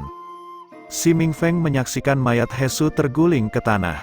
Bahkan sebelum mayat Hesu menyentuh tanah, Su Chen sudah berhasil merebut cincin itu dari tangan Hesu. Sebuah lolongan menggelegar bergema di seluruh ruangan. Itu berasal dari setan badak yang berjaga di luar gudang. Meskipun Hesu tidak punya waktu untuk mengeluarkan suara, serangan pedang Su Chen telah mengganggu udara dan menghasilkan fluktuasi energi asal, yang dapat dideteksi oleh binatang iblis. Raungan itu seperti alarm, dengan cepat menyebar ke seluruh istana. Su Chen dengan acuh tak acuh berjalan ke si Ming Feng. Dia mengulurkan tangannya dan berkata, milikmu. Si Ming Feng menelan ludah saat dia menyerahkan cincin asal di tangannya ke Su Chen. Aku hanya ingin melihat bagaimana kamu akan menghadapi situasi ini. Aku tidak pernah berencana untuk mengkhianatimu, jelasnya. Dalam arti tertentu, penjelasan ini setara dengan si Ming Feng yang menundukkan kepalanya dan meminta belas kasihan. Seorang kultivator alam gemetar cahaya sedang menundukkan kepalanya ke arah Su Chen. Aku tahu, jawab Su Chen dengan samar. Night Demon dan boneka kertas putih juga menyerahkan cincin penyimpanan mereka kepada Su Chen. Langkah kaki binatang besar bisa terdengar bergemuruh di luar lorong. Itu adalah setan badak itu. Su Chen tidak membuang waktu. Dia langsung menuju ke gudang bagian dalam. Energi Sky Rending Feather hampir sepenuhnya habis. Tepi celah spasial yang tergantung di udara mulai bergetar, menunjukkan ketidakstabilannya yang semakin meningkat. Su Chen melangkah maju dan berjalan melewati pusaran spasial. Selanjutnya, boneka kertas putih dan Night Demon melangkah masuk. Saat si Ming Feng hendak keluar dari celah kosong juga, dia tiba-tiba melihat Su Chen berdiri di hadapannya, menunjuk sesuatu di bawah dengan pedangnya. Dia menunjuk disformasi asal itu. Si Ming Feng berhenti di jalurnya. Dia menatap Su Chen. Su Chen berkata, apakah Anda tahu apa yang akan terjadi selama transportasi spasial jika objek yang menahan simpul spasial tiba-tiba hancur? Si Ming Feng membuka matanya lebar-lebar ketakutan. Su Chen berkata, saya tidak tahu, tetapi saya ingin mencari tahu. Dan saya tidak hanya ingin mencari tahu apa yang akan terjadi, tetapi saya juga ingin mengetahui apa yang akan terjadi pada setiap makhluk hidup yang masih terperangkap dalam celah di saat itu. Keringat bermanik-manik di dahi si Ming Feng. Dia mulai menyesal meraih Night Demon. Dia seharusnya mengendalikan pintu keluar sebagai gantinya. Bagaimana dia bisa melupakan ini? Kesempatan untuk menjadi kaya telah menghitamkan hatinya, mengaburkan pandangannya, dan membingungkan pikirannya. Dia tetap diam sambil menatap tajam ke arah Su Chen. Langkah kaki yang lamban di luar semakin keras dan keras, disertai dengan suara formasi asal yang diaktifkan. Itu adalah batasan yang dipasang di lorong. Badak besar benar-benar mengabaikan formasi itu untuk sampai ke perbendaharaan. Selanjutnya, ledakan besar terdengar. Badak telah membanting dahinya ke pintu utama. Syukurlah, pintu ini bukan pintu biasa. Itu telah dibangun dari logam mulia dan diperkuat oleh semua jenis formasi asal. Tetapi bahkan pintu yang kuat seperti ini berderit dan mengerang di bawah beban serangan badak. Akhirnya, pintu mulai retak. Sepertinya pintu itu akan retak kapan saja. Si Ming Feng mulai panik. Tidak mungkin dia cukup kuat untuk menangani kekuatan semacam itu. Dia menatap Su Chen. Su Chen, apakah kamu tahu bagaimana rasanya dikhianati sekarang? Su Chen bertanya. Si Ming Feng mengangguk dengan serius. Kalau begitu ingatlah perasaan yang dibawa momen ini untukmu. Jangan pernah membuat kesalahan seperti itu lagi, kata Su Chen dengan tenang. Nada suaranya terukur. Pada saat dia selesai berbicara, pintu perbendaharaan sudah rusak. Badak yang sangat kuat menyerbu masuk, melolong dengan liar. Gelombang kuat energi asal memancar dari tubuhnya, berguling si Ming Feng seperti gelombang. Saat ledakan energi itu akan menelan si Ming Feng, Su Chen mengesampingkan pedangnya dan melangkah ke samping, keluar. Si Ming Feng melompat secepat mungkin. Dia melompati celah dan muncul kembali di hutan kecil. Dia berbalik dengan cepat dan menemukan bahwa Su Chen masih berdiri di dekatnya. Cepat, tutup celah spasial, teriak si Ming Feng. Jika badak itu bisa melewatinya, semua orang akan tamat. Su Chen dengan tenang menatap melalui kehampaan. Badak melolong dan menyerbu ke celah kosong.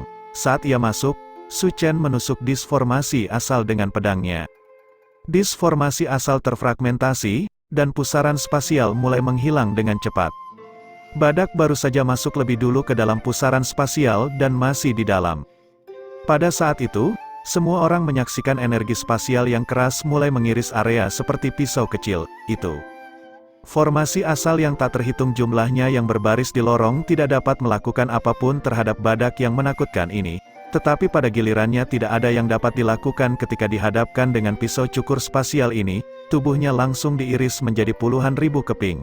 Hanya kepalanya yang bertanduk besar yang mampu melewati pusaran dan mendarat di depan Su Chen. Badak itu masih melolong meski hanya tersisa kepalanya. Gambar ilusi badak muncul, dan di bawah kendali gambar ilusi ini, darah yang terbang kemana-mana tiba-tiba berbalik dan melesat ke arah Su Chen seperti pecahan besi. Sekarang basis kultivasi binatang itu telah mencapai tingkat Raja Iblis, tidak mudah untuk mati. Bahkan jika yang tersisa hanyalah kepalanya, ia masih mampu meregenerasi tubuhnya dari waktu ke waktu. Kesadaran mereka cukup kuat untuk memungkinkan mereka menggunakan kesadaran mereka untuk mengendalikan benda-benda dengan substansi fisik. Selama kesadaran mereka tidak dilenyapkan, mereka bisa terus hidup tanpa batas waktu. Tentu saja, itu masih sedikit berlebihan. Baik kultivator alam pembakaran roh dan Raja Iblis semuanya dibatasi oleh kesadaran mereka. Bahkan jika mereka dapat meregenerasi diri mereka sendiri, itu akan mengorbankan sejumlah besar energi kesadaran. Jika badak memfokuskan seluruh energi kesadarannya untuk meregenerasi tubuh fisiknya, ia akan dapat melakukannya, tetapi hanya sekali. Namun, ia memilih untuk tidak melakukannya. Sebaliknya, ia menggunakan semua energi kesadarannya untuk mencoba dan menyerang Su Chen. Tidak peduli apa, itu diperlukan untuk membunuh bajingan ini yang telah mencuri harta yang mulia. Badak sangat setia, karena itulah dipilih untuk menjaga gudang. Sayangnya, ancaman ini sama sekali tidak efektif melawan Su Chen. Mencoba menggunakan energi kesadaranmu untuk menyerangku, saya lebih kuat dari Anda dalam hal itu, kata Su Chen dengan tenang. Gelombang energi kesadaran yang kuat meledak, badak merasa seperti telah menghadapi lawan setingkat raja. Dia melolong dengan keras, mengerahkan seluruh kekuatannya untuk mencoba dan melawan. Namun, kesadaran badak lebih lemah daripada Su Chen sejak awal, dan fakta bahwa ia tidak memiliki tubuh fisik lagi berarti ia tidak memiliki cara untuk memulihkan energi kesadarannya. Saat menghadapi serangan habis-habisan Su Chen, badak meratap saat kesadarannya berubah menjadi abu dan menghilang bersama angin.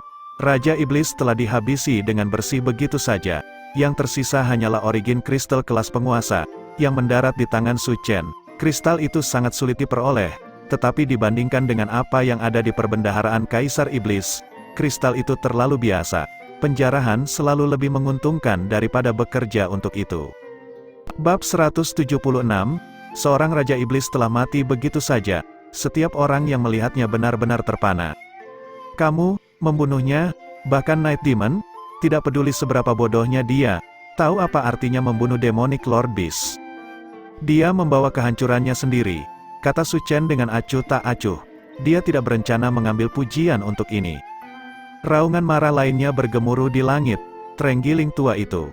Dari posisi ini, adalah mungkin untuk melihat seberkas cahaya kuning keluar dari istana Kaisar Iblis, menuju tepat ke arah Su Chen. Dia menemukan kita, si Ming Feng tertegun. Sialan, titik akhir teleportasi masih terlalu dekat dengan istana Kaisar Iblis. Tentu saja, dia bisa mengerti alasannya.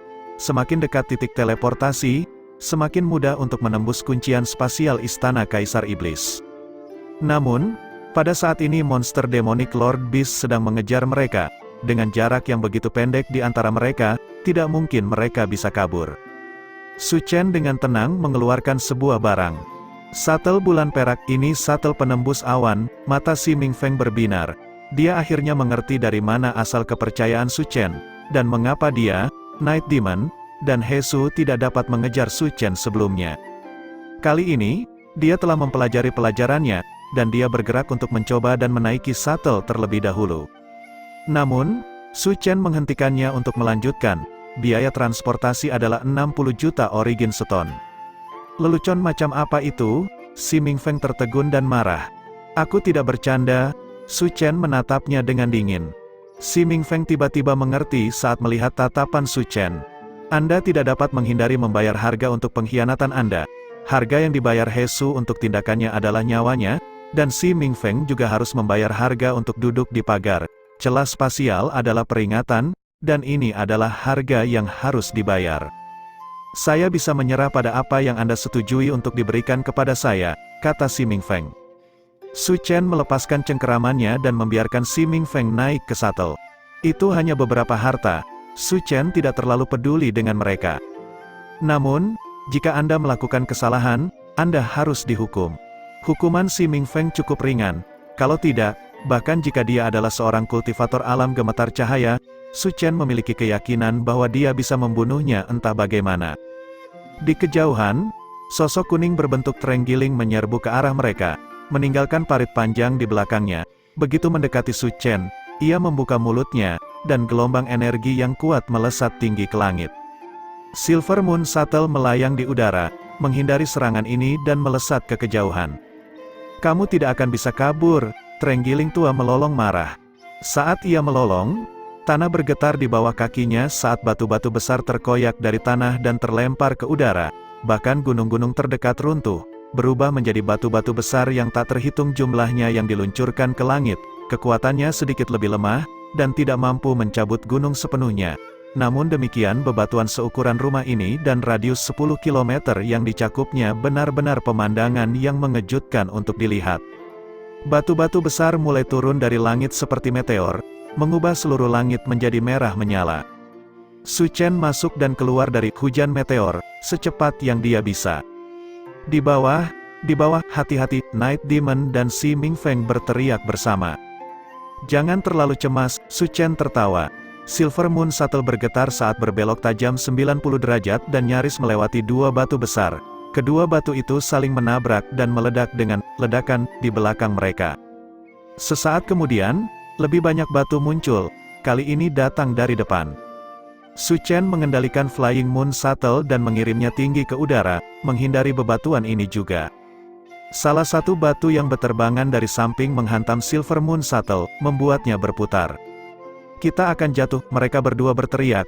Jangan terlalu cemas, itu tidak akan hancur dengan mudah. Dengan cahaya yang cemerlang, Silver Moon Shuttle menembus batu besar, tetapi penghalang yang menyelimuti shuttle itu juga meredup. Su Chen buru-buru melemparkan segenggam batu asal ke dalamnya. Dia mengejar, Night Demon berteriak keras. Su Chen melirik ke belakang mereka. Memang, meskipun mereka telah berusaha sekuat tenaga untuk melarikan diri, binatang ini entah bagaimana berhasil semakin dekat.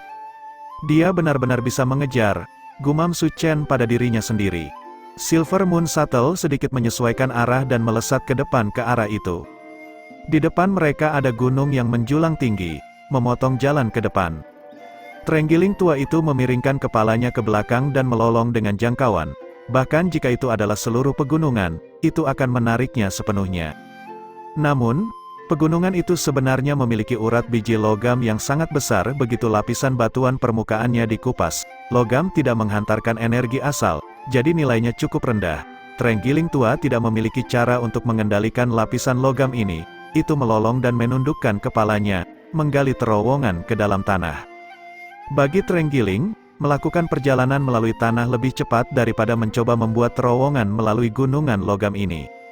Ketika dia melihat Trenggiling menggali ke dalam tanah, Su Chen bergumam, bodoh. Shuttle berubah arah lagi, berangkat ke tempat lain. Trenggiling muncul kembali dari tanah dan mengangkat kepalanya, tetapi tidak menemukan jejak Silver Moon Shuttle. Itu memuntahkan seteguk darah karena terkejut. Darah menyembur ke wajahnya sebelum membentuk mata lain. Mata Dao tertinggi, Trenggiling tua terus memperluas jangkauan penglihatannya tanpa mempedulikan biaya sampai berhasil menemukan Silver Moon Shuttle. Bajingan, apakah kamu benar-benar berpikir kamu bisa pergi? Trenggiling tua melolong. Saat ia melolong, ia menyerbu ke puncak gunung dan melolong ke langit, yang bersayap emas. Aku, pelayan setia Scarlet Heart, memanggilmu. Suara mendesis terdengar dari langit saat cahaya keemasan mulai bersinar dari langit. Itu adalah elang bersayap emas yang dipanggil oleh Trenggiling tua. Seorang pencuri telah mencuri harta Scarlet Heart. Saya meminta Anda berdasarkan sumpah yang Anda buat dengan Yang Mulia ribuan tahun yang lalu untuk menangkap pencuri itu dan menyita semua yang telah diambilnya. Sebagai imbalannya, saya berjanji untuk memberi Anda kebebasan. Elang bersayap emas yang besar mengepakkan sayapnya dan berkata, "Kamu bukan Scarlet Heart, Anda tidak memiliki wewenang untuk memerintah kami, dan Anda tidak memiliki wewenang untuk membuat janji seperti itu. Aku akan bersumpah demi hidupku sendiri." "Tidak, kamu tidak bersumpah atas hidupmu. Anda bersumpah atas kematian Anda. Apakah Anda pikir saya tidak mengerti apa yang terjadi? Anda kehilangan harta Scarlet Heart. Bagi Anda, kematian adalah balasan terbaik yang dapat Anda berikan kepada Yang Mulia. Hidup Anda bukan lagi milik Anda.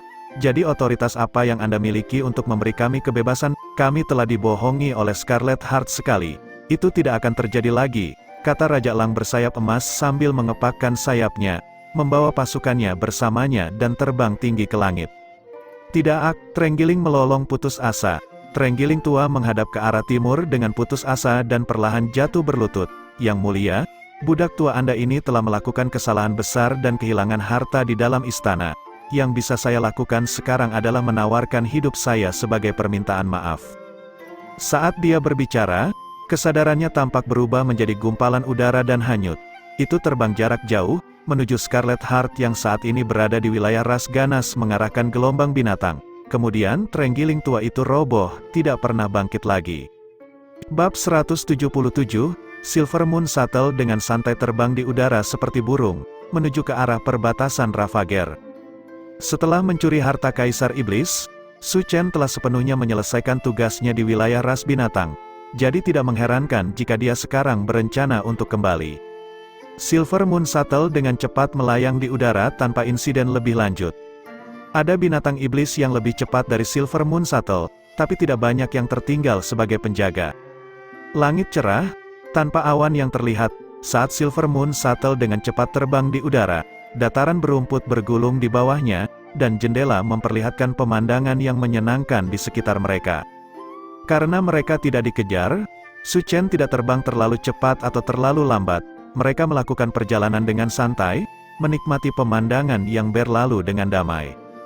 Saat mereka terbang, mereka tiba-tiba melihat sekelompok besar tentara dan tunggangan perlahan mendekati mereka. Setelah diperiksa lebih dekat, mereka tampak seperti tentara Ravager. Para prajurit Ravager ini sepertinya baru saja bertempur dalam pertempuran besar. Mereka telah menderita cukup banyak korban, dan kelompok mereka saat ini sepertinya lebih banyak lagi yang terluka.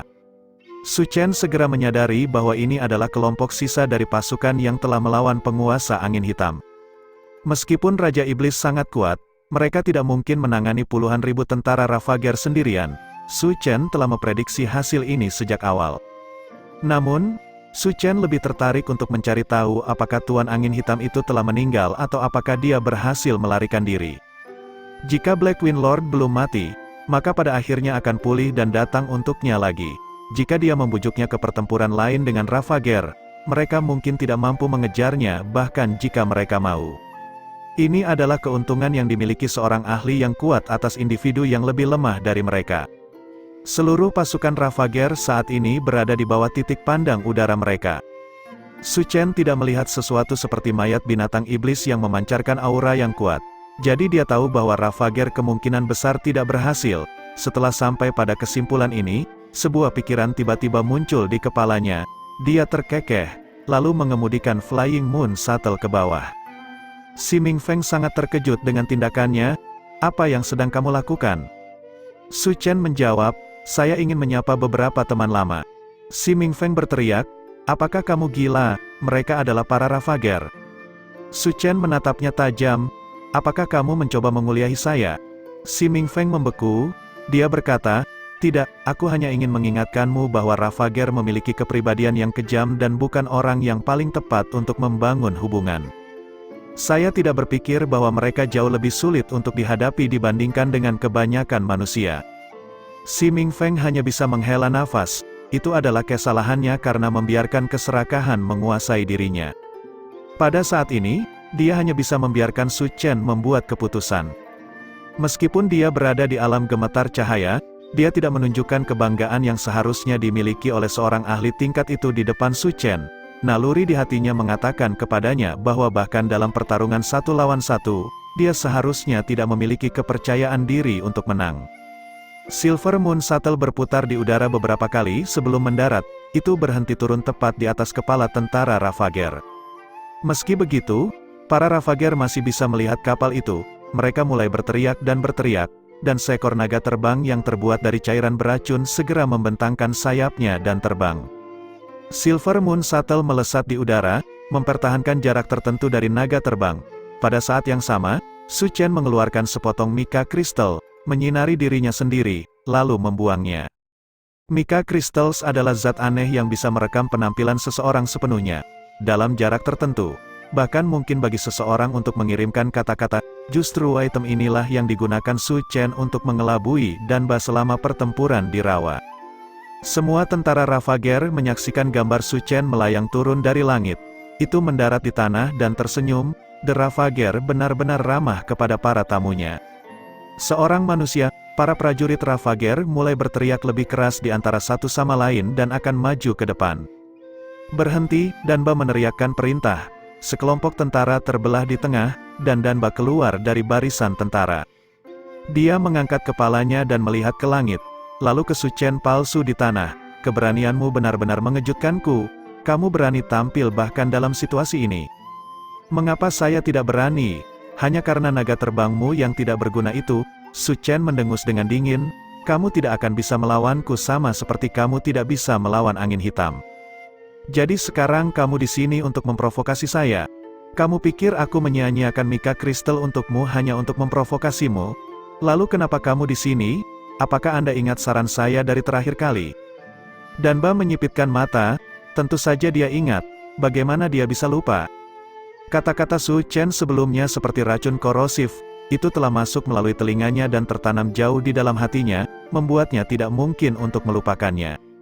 Meningkatkan kemampuan Ravager untuk memanfaatkan energi asal. Ravages yang tak terhitung jumlahnya telah memimpikannya hal seperti ini. Namun, ketika kata-kata itu keluar dari mulut Su Chen, niat dingin sepertinya meresapi semua yang dia katakan. Anda tahu bahwa dia tidak memiliki niat baik, tetapi umpannya sangat menggoda sehingga tidak ada cara untuk menolak. Setelah terdiam beberapa saat, dia bertanya, apa sebenarnya yang kamu inginkan? Tanpa diduga, Su Chen menggelengkan kepalanya, apa yang aku inginkan tidak begitu penting bagimu, yang lebih penting adalah apa yang saya inginkan bukanlah sesuatu yang dapat Anda tawarkan. Jadi mengapa kamu di sini membuang-buang waktuku? Hanya karena kamu tidak akan menyerahkannya hari ini bukan berarti kamu tidak akan melakukannya di masa depan. Jawab Su Chen dengan senyum cerah, saya datang mencari Anda terutama untuk bernegosiasi dan memberi Anda kesempatan. Mengapa Anda tidak mendengarkan kondisi saya terlebih dahulu? Suatu hari, ketika Anda merasa kondisi ini memuaskan, Anda bisa datang mencari saya. Apa syaratnya? Danba bertanya. Su Chen dengan tenang berkata, aku ingin tulang asal Inferno Divine Shrine yang dibawa leluhur mereka. Apa katamu? Mata Danba hampir keluar dari rongganya. Jika Ravager memiliki harta berharga, yang pertama adalah kuil energi asal karena memungkinkan Ravager untuk mengendalikan energi asal, yang kedua adalah Origin Bone kuno ini. Tulang asal ini sebenarnya adalah tulang dari naga cemerlang. Setelah binatang asal mati, biasanya tidak membusuk karena terlalu kuat, setiap bagiannya akan berubah menjadi gunung, lembah, sungai, dan tumbuh-tumbuhan, sisa-sisa sangat langka. Namun, Shining Dragon telah meninggalkan esensi darahnya, Origin Bone, dan kristal jade esensnya. Ras manusia telah mengambil esensi darahnya dan mengubahnya menjadi garis keturunan binatang asal. Origin Bone diambil oleh Ravages dan digunakan sebagai basis pengembangan Bone Diviners. Sumber kekuatan peramal tulang ini sebenarnya adalah hubungan mereka dengan tulang asal. Naga cemerlang memiliki kekuatan tak terbatas dan memiliki kemampuan untuk mengintip ke masa lalu dan masa depan. Kemampuan ini sebagian diturunkan di tulang asalnya. Peramal tulang unik Ravager telah diproduksi sebagai reproduksi dari kemampuan ini. Su Chen hanya berhasil menemukan rahasia para peramal tulang ini dengan menginterogasi Reina berulang kali. Nafsu makan Su Chen tidak terpuaskan jika dia meminta tulang asal ini. Tentu saja, Danba tidak mungkin membuat janji ini, dan bahkan jika dia mau, dia benar-benar tidak memiliki wewenang untuk melakukan pertukaran itu. Tulang asal disimpan di kuil ilahi pusat dan hanya suku Inferno, yang memerintah negara besi dan darah, yang memegang otoritas mutlak dalam mengelola urusannya. Itu benar-benar mustahil. Jika itu tidak berhasil, maka 3 totem yang kalian tinggalkan juga akan baik-baik saja, kata Su Chen dengan santai. Kamu bisa memilih salah satu dari 2 pilihan yang aku tawarkan. Totem saat ini diadakan di Istana Kekaisaran Infernomor akan lebih mustahil bagi Danba untuk memberikannya kepada Su Chen. Danba dengan marah berkata, kamu mengusulkan transaksi yang tidak mungkin. Hanya tidak mungkin untuk saat ini, kata Su Chen samar. Danba merasakan hatinya sedikit bergetar saat mendengar ini. Su Chen melanjutkan, tentu saja, jika kamu tidak setuju, aku juga bisa pergi mencari orang-orang suku Inferno dan berdiskusi dengan mereka. Mereka mungkin benar-benar setuju. Kamu bahkan belum berhasil menciptakan cara bagi Ravager untuk mengendalikan energi asal, tapi kamu sudah meminta harga setinggi itu. Tidakkah Anda berpikir bahwa Anda berlebihan? Su Chen tertawa. Apakah itu? Sebenarnya, baik Anda maupun saya tidak pernah meragukan bahwa saya akan dapat mencapainya, bukan? Danba terdiam. Su Chen mengangkat 1 jari.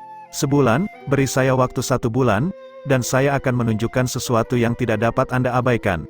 Jika saya tidak bisa melakukan itu, maka Anda bisa berpura-pura bahwa saya tidak mengatakan apa-apa. Baiklah, Dambo mengangguk. Tiba-tiba, dia meraih salah satu tentara Ravager yang berdiri di samping dan mendorongnya ke depan. Bawa salah satu orangku bersamamu. Dalam 1 bulan, selama orang ini bisa menggunakan origin skill apapun, aku akan mempercayaimu. Bagus, kirim dia ke sini. Naga terbang yang terbuat dari racun menukik ke bawah dan mengangkat prajurit Ravager, membawanya ke langit. Bab 178, di dalam Kastil Talah. Sebagai kota perdagangan, Kastil Talah secara alami sangat kaya akan sumber daya. Produksi bunga Silver Star dalam skala besar membuat kota ini menjadi area produksi sumber daya yang sangat langka di wilayah Ravages. Bunga Silver Star dalam jumlah besar yang diproduksi di sini akan diekspor ke seluruh dunia, bahkan ke wilayah ras manusia, wilayah ras roh, dan wilayah lain. Sebagai gantinya, mereka akan menerima kembali semua jenis sumber daya khusus yang diproduksi di wilayah lain. Hubungan antara berbagai ras adalah konflik dan perdagangan. Meskipun itu adalah kota non-militer yang penting dan tidak memiliki banyak pertahanan untuk dibicarakan, kota itu dikelilingi oleh garnisun militer yang kuat dan benteng yang kokoh. Ini termasuk kota baja tak tergoyahkan suku Inferno, kota perebutan cahaya suku Serigala Perak, dan kota angin suku Air Hitam.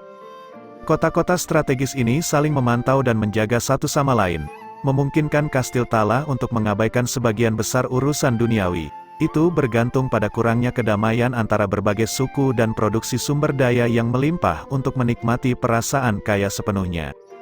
Karena itu, para Ravager yang tinggal di Kastil Talah termasuk di antara yang paling bahagia. Mereka memiliki banyak sumber daya yang tidak mungkin ditemukan di tempat lain di tanah mereka, dan mereka menjalani kehidupan yang sangat mewah. Bahkan penduduk asli Kastil Talah yang paling miskin pun memiliki gerbong mewahnya sendiri. Sebagian besar Ravager dari sana bahkan tidak bekerja, mereka hanya bermalas-malasan dan berjemur dari waktu ke waktu. Sebagian besar pekerjaan dilakukan oleh Ravages dari suku lain, dan setidaknya 80% orang yang tinggal di sana terutama bekerja. 20% sisanya adalah penduduk setempat, menikmati kekayaan yang mereka peroleh dari kerja keras orang lain. Tentu saja, situasi ini didasarkan pada era perdamaian saat ini. Ketika dunia tidak lagi sedamai itu, Kastil Tala tidak lagi menjadi tempat yang bagus untuk ditinggali. Selama bulan pertama gelombang binatang, Kastil Tala sangat ketakutan. Kota baja yang tak tergoyahkan, kota perebutan cahaya, dan kota angin semua jatuh satu demi satu di bawah serangan gencar gelombang binatang yang tak terbendung. Sejumlah besar tentara terpaksa mundur. Meskipun para binatang telah berhenti maju karena suku Inferno mulai mengumpulkan pasukan mereka dan mengancam mereka, orang-orang yang tinggal di Kastil Tala sangat ketakutan, mengingat mereka tiba-tiba berubah dari garis belakang ke garis depan. Secara khusus, adalah mungkin untuk melihat binatang merajalela di kejauhan dari tembok kota, mengejutkan para Ravager yang hidup seperti raja dari dalam Kastil Tala dan telah kehilangan keganasan dan kebiadaban nenek moyang mereka. Beberapa bahkan kehilangan kendali atas usus mereka sendiri. Meski begitu, itu bukan bagian terburuk. Pengepungan mereka atas kota mereka terjadi dengan sangat cepat setelah itu. Serangan itu tidak diprakarsai oleh binatang, melainkan oleh umat manusia. Batalion kekuatan surgawi yang penuh kebencian telah melakukan penyergapan di sini sejak lama dan telah menunggu kedatangan gelombang binatang. Setelah gelombang binatang telah memusnahkan 3 kota besar, menghancurkan garis depan pertahanan Ravages dan memaksa garis pertempuran mereka kembali, pasukan kekuatan surgawi telah memanfaatkan garis belakang yang lemah untuk menyerang. Mereka telah membantai jalan menuju Kastil Tala dengan semburan energi. Kastil Tala jatuh hanya setelah pengepungan setengah hari. Setelah itu terjadi pembunuhan dan penjarahan yang tidak disengaja. Tidak ada belas kasihan yang bisa ditemukan. Tentara kekuatan surgawi mengambil semua sumber daya yang bisa mereka dapatkan. Kastil Tala, yang terkenal dengan kesuburannya, dijarah seperti yang belum pernah terjadi sebelumnya. Lautan sumber daya yang luas dibawa pergi begitu saja, dan tentara kekuatan surgawi dapat menyombongkan diri keluar dari kastil. Mereka bahkan membakar separuh kota saat mereka pergi, menyelimutinya dengan lautan api merah. Bencana semacam ini merupakan pukulan telak bagi Kastil Tala, dan itu menyebabkan para Ravager yang tinggal di sana menundukkan kepala yang telah mereka bawa dengan angkuh begitu lama. Meski begitu, mereka tidak tahu bahwa bencana mereka baru saja dimulai. Badai yang lebih menakutkan sedang terjadi di Cakrawala. Sekelompok besar binatang iblis berkumpul sekitar 10 km dari Kastil Tala, beristirahat. Di tengah gerombolan binatang buas ada istana besar berwarna darah yang mengambang di udara. Istana terapung sebenarnya dipegang di udara oleh 8 buaya lapis baja besar. Mereka setinggi gunung kecil, dan ekornya berkerut seperti tubuh naga. Udara putih sedingin es keluar dari mulut mereka saat mereka bernapas. Buaya lapis baja ini bisa melenyapkan kota sendiri di wilayah umat manusia, tapi di sini mereka hanya diperlakukan sebagai gerutuan tingkat rendah untuk membawa tandu. Kabut merah cerah berputar-putar di sekitar istana terapung berwarna darah. Sesekali berfluktuasi dengan energi jahat dan jahat. Seekor burung bersayap besi secara tidak sengaja terbang ke dalam kabut merah. Bahkan sebelum ia selesai membentuk tangisan tragis di paruhnya, ia berubah menjadi kabut berdarah. Binatang iblis di sekitar kastil menjadi lebih menakutkan setelah itu. Tak satu pun dari mereka yang berani mendekati kastil berwarna darah tanpa alasan yang bagus. Sebagian besar waktu, istana itu sunyi. Mungkin ada beberapa binatang iblis yang masuk atau keluar istana dari waktu ke waktu, membawa serta perintah dan perintah kemana harus memindahkan gerombolan binatang selanjutnya. Namun hari ini, situasinya jelas berbeda. Raungan yang menggetarkan bumi bergema di lanskap yang sunyi dan tandus. Bajingan, sungguh berani. Mengikuti lolongan marah ini, niat membunuh yang kental mulai keluar dari istana berwarna darah. Niat membunuh ini mengambil bentuk fisik, menyapu dataran, kemanapun ia pergi. Awan berwarna darah akan muncul dari udara tipis. Cahaya merah darah memenuhi langit, dan niat membunuh yang kental yang terwujud dalam awan merah ini mulai menyebar. Bahkan para Ravager yang jauhnya ratusan kilometer bisa merasakan kemarahan yang datang dari kemauan yang kuat ini. Apa yang sudah terjadi? Semua Ravager bingung dan tidak mengerti. Namun, sesaat kemudian, pemandangan mengejutkan muncul di depan mata mereka. Suara rendah dari terompet-terompet sekali lagi bergema di dataran terpencil. Sinyal serangan yang jauh terdengar lagi, membawa aura pembantaian yang tak terbatas. Bagaimana ini bisa terjadi? Bagaimana gelombang binatang tiba-tiba berhasil meluas ke tingkat ini? Semua prajurit Ravager terkejut melihat pemandangan itu. Semua binatang iblis segera jatuh ke dalam keadaan hiruk-pikuk. Lupakan tentang saling pengertian, lupakan tentang berhenti saat Anda berada di depan. Tidak akan ada kompromi, tidak akan ada saling pengertian, hanya akan ada serangan tanpa akhir. Mereka akan bertarung, berburu, mengkonsumsi, dan mati. Ini adalah keganasan dan kebiadaban yang seharusnya menjadi milik para binatang sejak awal. Binatang buas di dataran terpencil mulai melolong kegirangan. Mereka telah kehilangan akal sehat dan mulai kembali ke naluri awal mereka. Mereka mulai berlari. Para Ravages menyaksikan segerombolan besar binatang muncul di cakrawala. Mereka telah berkumpul menjadi gelombang besar yang menyerbu ke depan. Puluhan ribu kuku menghantam tanah, menyebabkannya bergemuruh keras di bawah kaki mereka, dan cahaya dari matahari dihalangi oleh binatang udara yang tak terhitung jumlahnya. Binatang buas memenuhi langit dan bumi. Mereka melonjak ke depan seperti gelombang, membawa serta momentum yang tak tertahankan. Surga, para prajurit Ravager bersumpah saat mereka berteriak putus asa atas pembantaian yang akan datang. Orang-orang Ravager di Kastil Talah bahkan lebih panik saat mereka menyaksikan bagian depan gelombang binatang semakin dekat. Mereka menyapu Kastil Talah dalam beberapa detik seolah-olah itu tidak ada di sana. Kota produksi sumber daya yang terkenal ini telah menghilang di bawah keganasan dan kemarahan para binatang buas begitu saja. Adegan serupa diputar di seluruh wilayah Ravager. Mereka yang telah mundur untuk mencari perlindungan dari binatang dan mereka yang bekerja keras bertahan melawan gelombang binatang awalnya berpikir bahwa mereka bisa menunggu gelombang binatang keluar seperti sebelumnya. Namun, mereka menemukan bahwa asumsi mereka salah kali ini. Gelombang binatang berkembang pesat. Scarlet Heart yang marah akan mengambil darah Ravager sebanyak yang dia bisa untuk membayar semua yang telah hilang darinya. Hari itu, 13 kota Ravager runtuh secara bersamaan, dan Ravager yang tak terhitung jumlahnya mati. Hari itu akan selamanya tercatat dalam sejarah sebagai malapetaka bagi para Ravages. Bab 179, Gelombang binatang benar-benar menjadi lebih besar. Berita tentang hal ini dengan cepat menyebar ke seluruh negeri secepat gelombang binatang tumbuh dalam ukuran. Karena mereka tidak siap, para prajurit Ravager yang mempertahankan garis depan tidak menyangka para bis akan meledak dengan kemarahan seperti itu. Mereka bahkan tidak punya waktu untuk mengatur pertahanan paling dasar, dan dengan demikian dihajar tanpa ampun oleh para binatang buas. Sejumlah besar tentara tewas dalam pertempuran, dan garis depan terdorong mundur ribuan kilometer. Para binatang iblis menyerang dengan ganas, maju kemana-mana dan membunuh semua yang mereka bisa menancapkan cakar mereka, mengancam untuk membasahi wilayah Ravages dalam gelombang darah. Pada saat gelombang binatang memulai serangan keduanya, Danba telah kembali ke kamp utama suku Kadal Kerikil. Danba terdiam lama saat dia menatap kepingan salju yang melayang turun dari langit. Kami dapat mengonfirmasi bahwa Su Chen membuat marah Scarlet Heart dengan menjara semua harta penting yang disimpannya di istananya.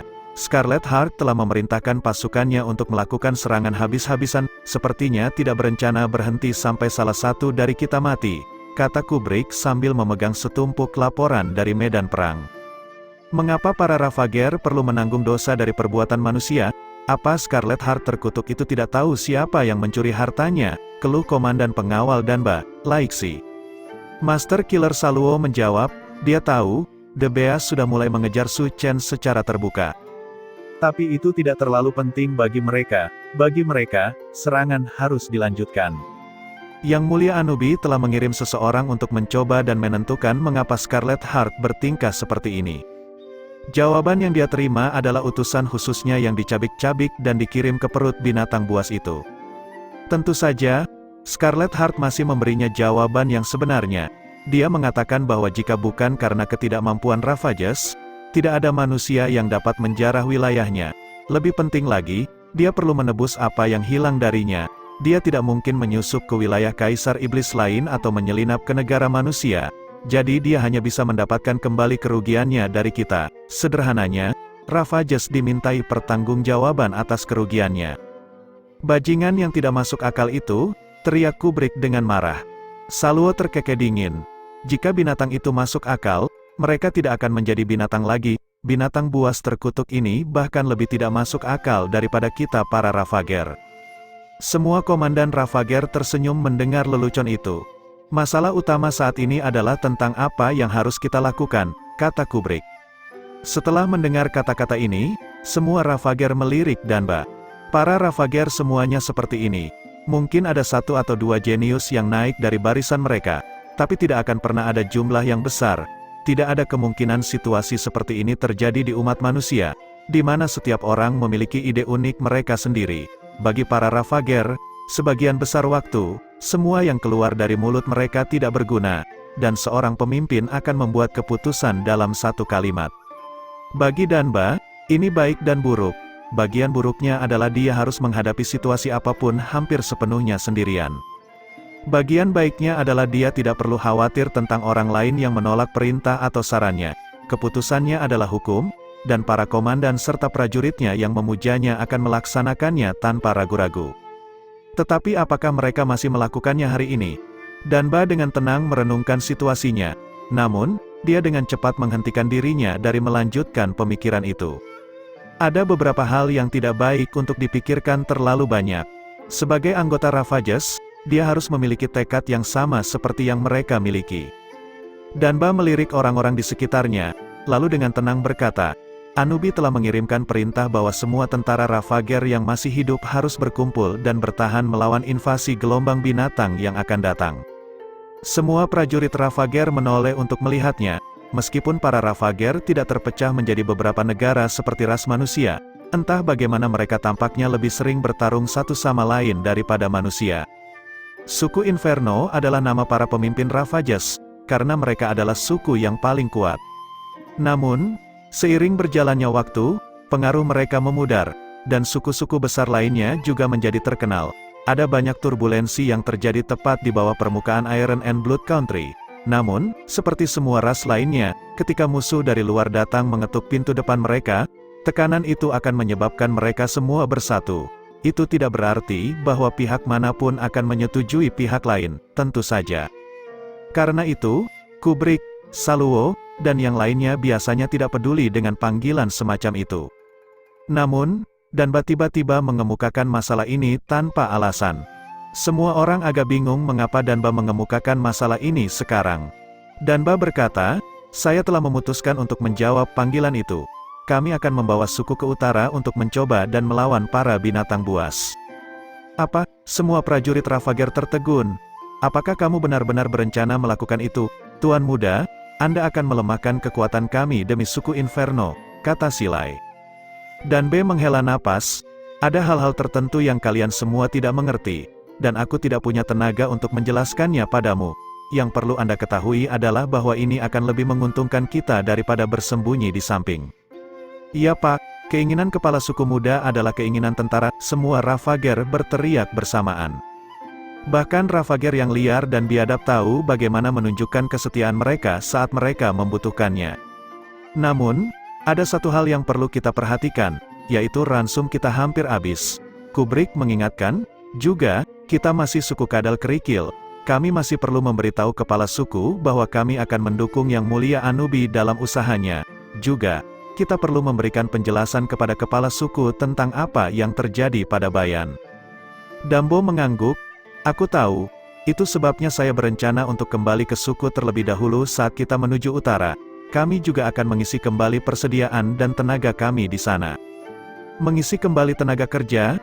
Apa artinya itu? Semua orang saling melirik. Saluo bertanya, berapa banyak bala bantuan yang direncanakan oleh kepala suku muda? Danba dengan acuh tak acuh menjawab, negara sedang dalam masalah, dan panggilan resmi telah dilakukan. Tentu saja, kita harus merekrut semua yang bisa membantu.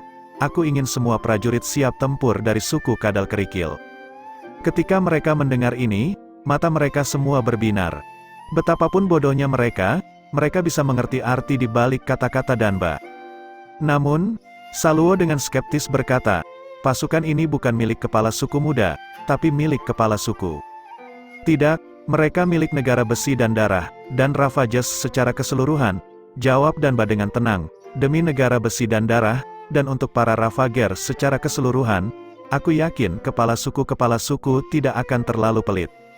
Lalu bagaimana jika kepala suku tidak setuju? Kubrick bertanya. Danba terkekeh, dia berhenti sejenak dan melirik ke semua orang yang hadir. Lalu berkata, itulah mengapa kami juga membutuhkan dokumen resmi untuk mendukung kami. Beberapa komandan Ravager saling melirik. Mereka mengerti maksudnya. Hanya Lonzel yang berkepala tebal yang masih belum mengerti. Dukungan siapa? Bodoh, tentu saja itu adalah pemimpin negara kita, Yang Mulia Anubi, tegur Laixi. Danba mengeluarkan surat yang telah dia persiapkan sebelumnya. Laixi, beritahu Jensen untuk mengirimkan ini ke Kastil Gulen. Saya ingin melihat jawabannya dalam waktu kurang dari 5 hari. Iya Pak, Laixi menerima surat itu, lalu keluar dari tenda untuk mengurus masalah ini. Kubrick, siapkan pasukan utama untuk bergerak. Kami harus kembali ke suku dalam waktu 5 hari.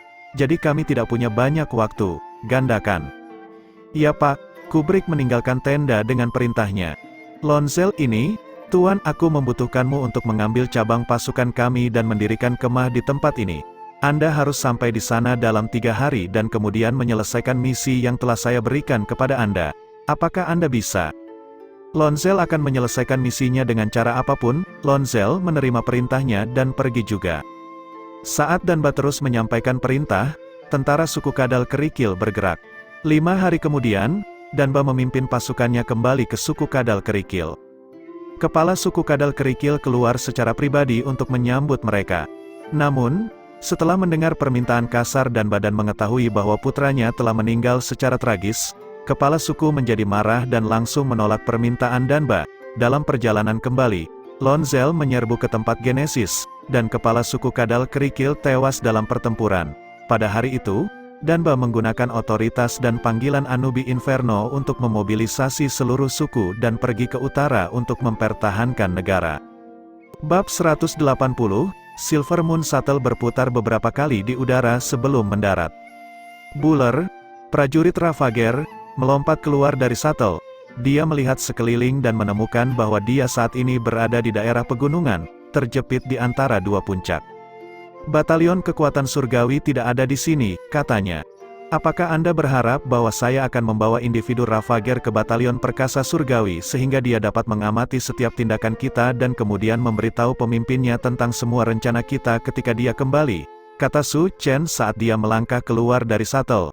Di belakangnya ada boneka kertas putih, Night Demon, dan Si Mingfeng.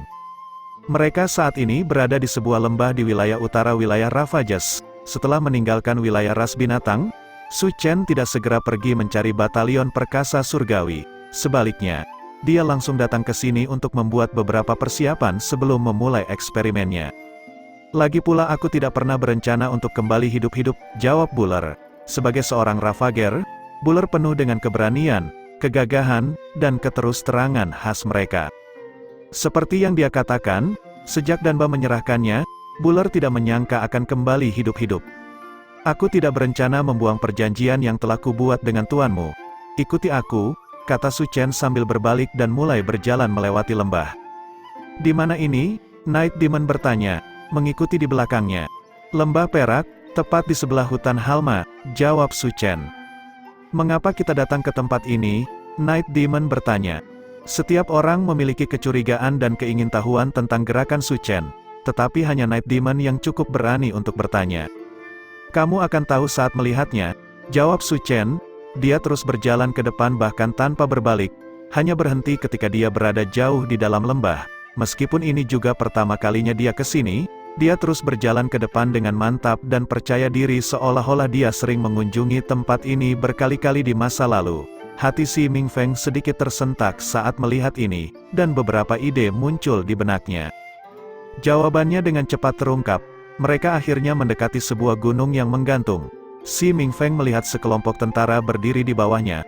Meskipun itu hanya sekelompok yang terdiri dari 10 orang atau lebih, mereka semua adalah sarjana Ki asal alam pembukayang.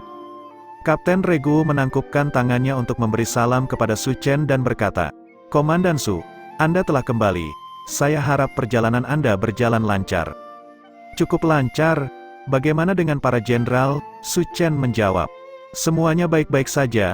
Kami menerima kabar beberapa hari yang lalu bahwa gelombang binatang semakin besar, jadi kami tahu bahwa Komandan Su pasti berhasil dalam usahanya, kata prajurit itu dengan bersemangat. Buller mendengus sedih ke samping. Kapten melihat Buller, boneka kertas putih, dan Si Mingfeng, dan bertanya, Komandan, ini. Kapten akan melompat berdiri sejak lama jika dia melihat seorang Ravager mengikuti orang lain selain Su Chen. Si Mingfeng, salah satu komandan regional untuk kuil abadi, Night Demon, teman baikku, Dit Shadow of Ayud, budak baruku. Adapun yang ini, Su Chen melirik Buller, taruhan bisnis, semacamnya, dia akan kembali hidup-hidup ke Ravages, jadi jika ada sesuatu yang seharusnya tidak dia ketahui, jangan biarkan dia mengetahuinya. Ya Tuan, Kapten menjawab dengan hormat. Su Chen membawa Buller dan yang lainnya ke dalam gua. Saat memasuki gua, kecurigaan asli Buller terhapus dari pikirannya saat dia melihat apa yang ada di dalam gua. Gua itu dipenuhi dengan sejumlah besar Ravager. Dia awalnya bertanya-tanya mengapa para prajurit di luar tidak terkejut sama sekali bahwa Su Chen memiliki Ravager yang mengikuti di belakangnya, tapi sekarang dia mengerti. Penelitian Su Chen tentang Ravager bukanlah rahasia. Batalion kekuatan surgawi selalu tahu tentang itu.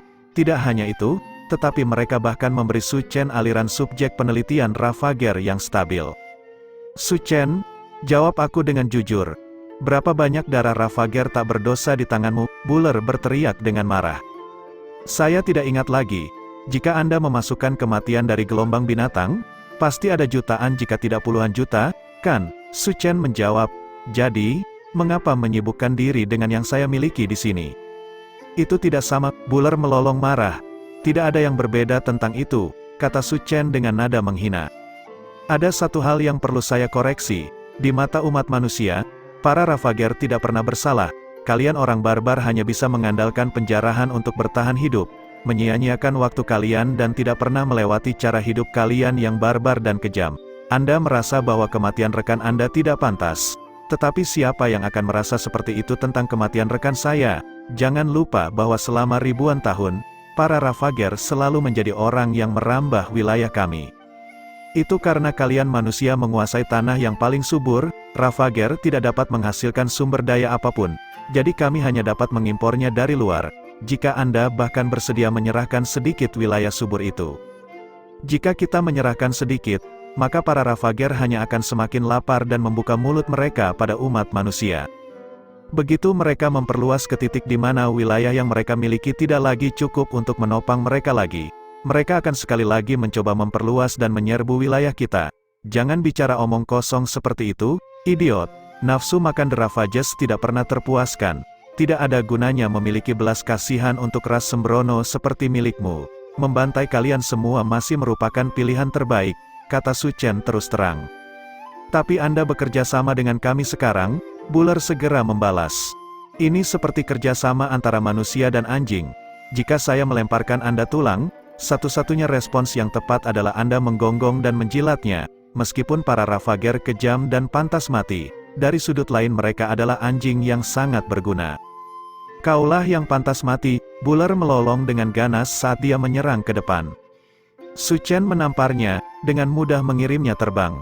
Anda dapat memilih untuk tidak menerima apa yang saya katakan, tetapi itu adalah kebenaran, dan itu juga yang saya simpan untuk masa depan Anda. Adapun saat ini, sebelum Anda bisa menjadi anjing saya, Anda harus menjadi subjek penelitian saya. Anda dapat memilih untuk tidak bekerja sama, tetapi jangan lupa bahwa eksperimen ini dilakukan untuk memberi Ravager kemampuan untuk mengontrol energi asal. Anda mungkin merasa terhina oleh eksperimen ini, tetapi jika Anda tidak bekerja sama, Ravager yang masih hidup yang tersisa bahkan tidak akan berguna sebagai anjing. Tetapi bagi Anda, motivasi tertinggi adalah Anda sudah menjadi anjing setia Danba, bukan? Jadi sebaiknya kau mendengarkan perintahnya. Kalau tidak, aku tidak takut membunuh Hemu, lalu menyerahkan bawahan lain ke Danba menggantikanmu. Pada saat itu, kematian Anda tidak akan ada nilainya. Di sisi lain, Buller tidak bisa berkata-kata. Hanya seseorang yang memegang semua kartu mampu untuk bertindak begitu semena-mena, meskipun setiap kalimat lawannya menusuk hatinya dan membuatnya berdarah. Buller tidak memiliki cara untuk menyangkal atau membela diri terhadap pernyataan tersebut. Buller berlutut di tanah, menatap Su Chen dengan jahat seperti binatang buas. Kamu tidak akan memiliki akhir yang baik. Mungkin, tapi itu tidak penting. Bagian hidup yang paling menarik adalah bagian yang hidup, kata Su Chen dengan acuh tak acuh. Kemudian, dia berjalan menuju para tawanan Ravager. Dia berkata, kamu beruntung, namun kamu juga tidak beruntung. Nasib Anda tidak lagi dibedah dan dibunuh, melainkan jenis eksperimen yang berbeda. Namun, saya tidak tahu penderitaan apa yang mungkin ditimbulkan oleh eksperimen jenis baru ini kepada Anda. Satu-satunya hal yang dapat Anda lakukan adalah berdoa dan bekerja sama. Jika Anda beruntung, Anda akan selamat, dan Anda bahkan dapat memperoleh kekuatan besar. Dia tidak mengatakan apa yang akan terjadi jika mereka tidak beruntung, tetapi semua Ravager yang hadir tahu apa yang dia maksudkan. Sekarang setelah mereka jatuh ke tangan iblis Suchen, mereka akan berguna baginya hidup-hidup atau digunakan sampai mati. Sebenarnya, kedua hasil ini bahkan mungkin satu dan sama. Apakah kamu baru saja mengatakan kendalikan energi asal? Suara yang jelas berbicara. Itu adalah Reina, peramal tulang. Dia belum mati, dan cukup beruntung masih hidup. Namun, dia menjadi sangat pucat dan kuyu. Itu benar. Suchen tersenyum padanya. Aku akan meneliti metode untuk memungkinkan Ravages mengendalikan energi asal. Jika Anda memiliki kesetiaan yang tersisa pada ras Anda, maka demi kepentingan terbaik Anda untuk bekerja sama dengan saya.